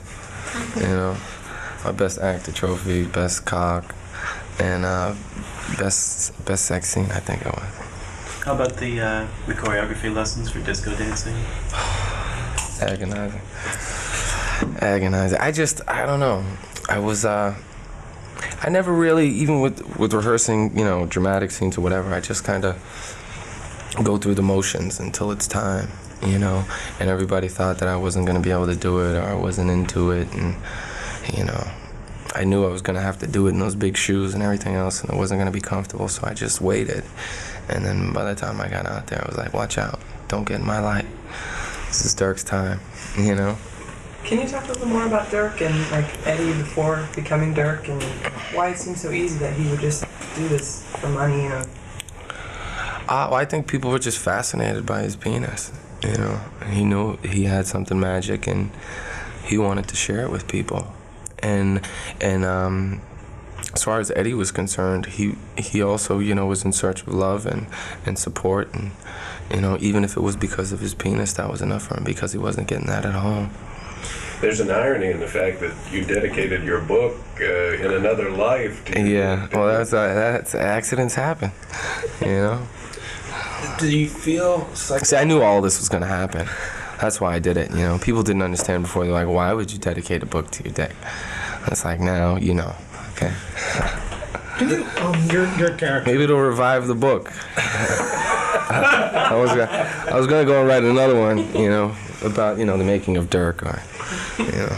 But you chose, it looks deliberately out anyway, that not to play a macho. I mean, it seems like a character like this might get very macho. Was that your decision or the director's? When I first read the script, I knew that it could go either way, and I definitely wanted to play it, very low key and a lot softer than, the whole idea of just being, like that, I just thought would take away from, his innocence and the fact that people could understand him to a certain extent, even if he wasn't right. He was wrong, but he didn't know it was right, and I think that's what makes it okay to kind of feel for him and kind of support him, because we definitely didn't want to go in, saying sympathize and please, feel bad for these people. We just wanted to show it the way it was and let people make up their minds for themselves. Can you talk a little bit about Burt Reynolds in particular, because his performance people are already starting to talk about a little bit regarding the awards, and I'm wondering what it was like for you to work with him. It was amazing. It was amazing. Burt was very much Jack off camera for me, as well as Julianne. They really took me under their wing and were very supportive and very helpful the whole way through. Did you learn anything from him? Oh yeah, I learned lots from everybody.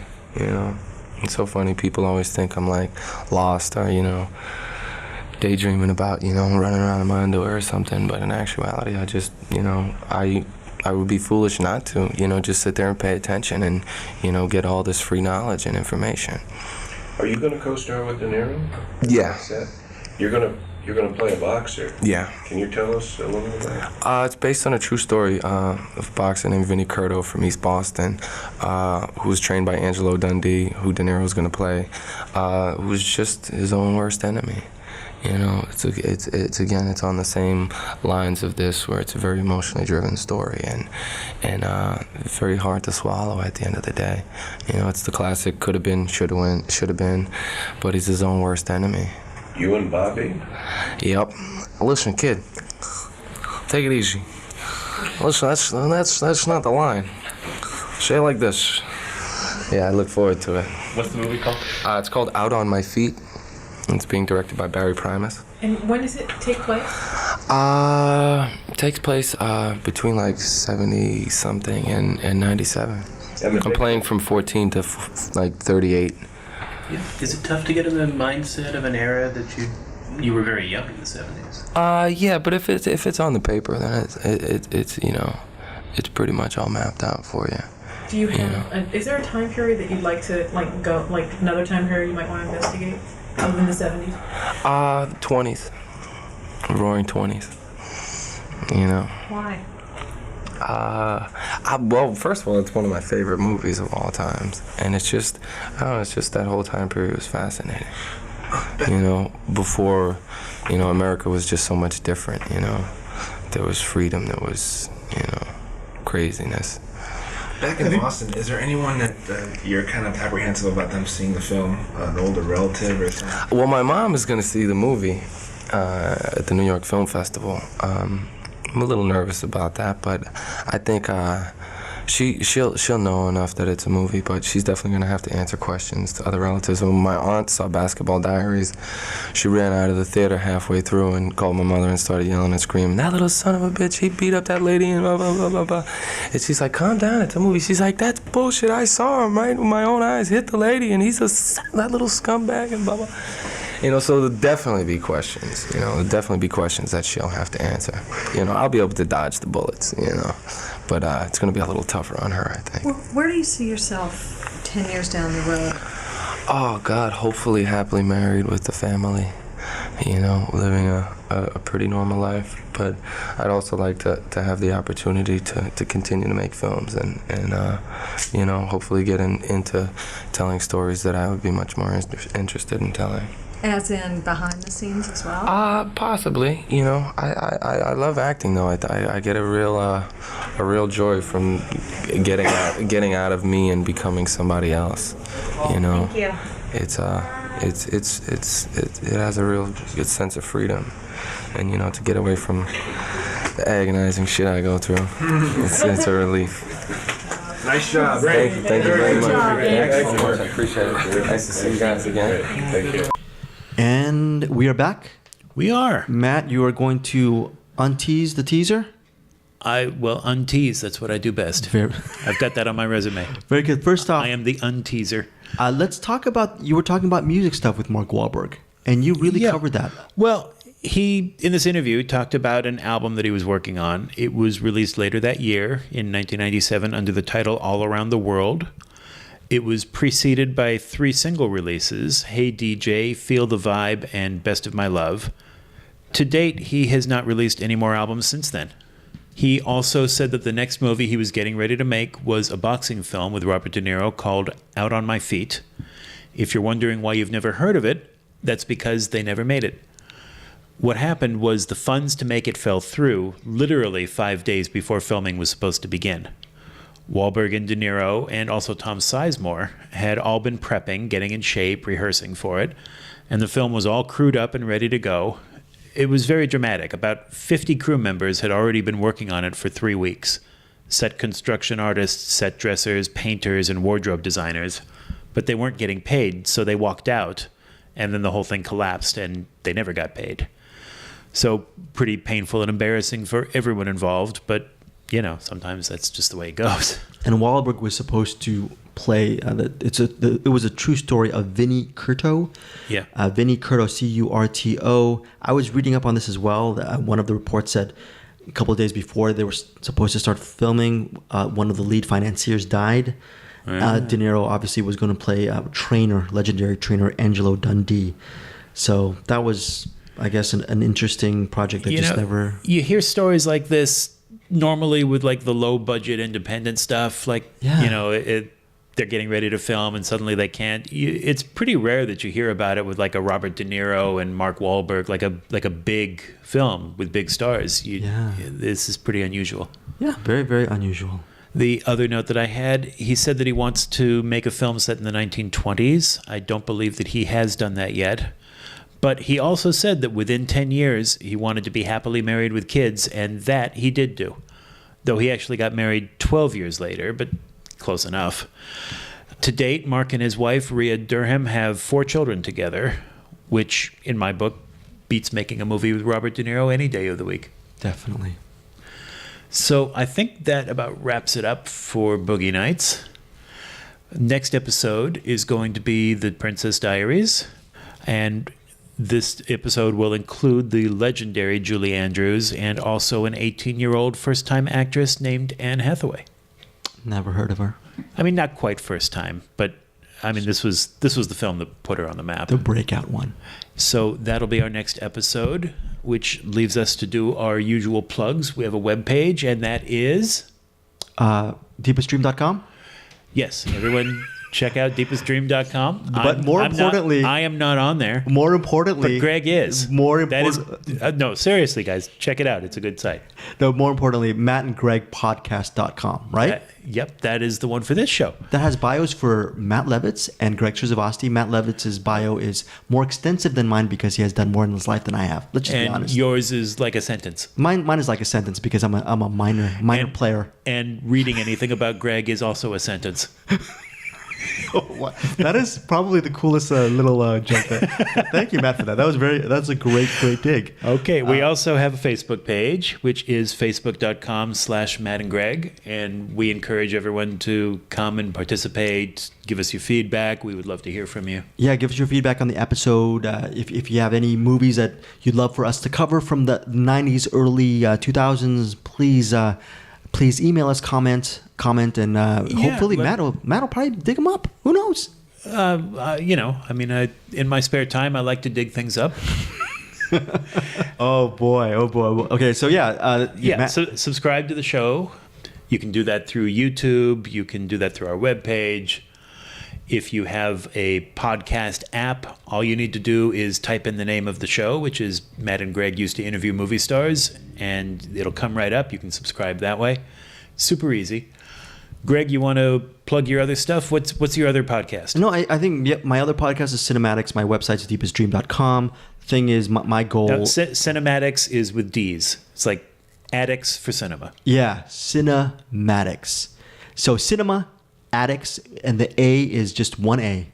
No. I was thinking about this. So it's like, and you know what? If you go to our webpage and you go to the links page, you can find it that way. Yeah, So you don't have to memorize anything. Yeah. I wish I didn't have to memorize anything either. But the thing is, the goal is this year, at least for me, is just to really promote both shows on my site, promote our own stuff here. You do a lot of good work, Greg. Thank you, and you do a lot of good work. By the way, folks, I said this last episode. Matt does all the really hard, extensive, heavy lifting, extensive research. The Facebook community. We're gonna make sure we grow this community this year. I'm gonna definitely help out, but credit goes to Matt for doing a lot of the heavy lifting. Also, he's a great editor. So I mean, I'm gonna say this until you start promoting your own stuff, Matt. Great editor. I mean, if you look at a film out there, there's a good chance that Matt has had his hand. No, that's not even truth. remotely true. I don't edit films. I edit bonus features on DVDs. But he's still a great editor. Are you not?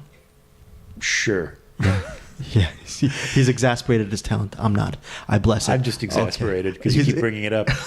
Okay. Anything else before we go, Matt? You're going to sign off. You're going to sign us off. All right. Bye, everybody. Bye. See you next time for The Princess Diaries. Yep.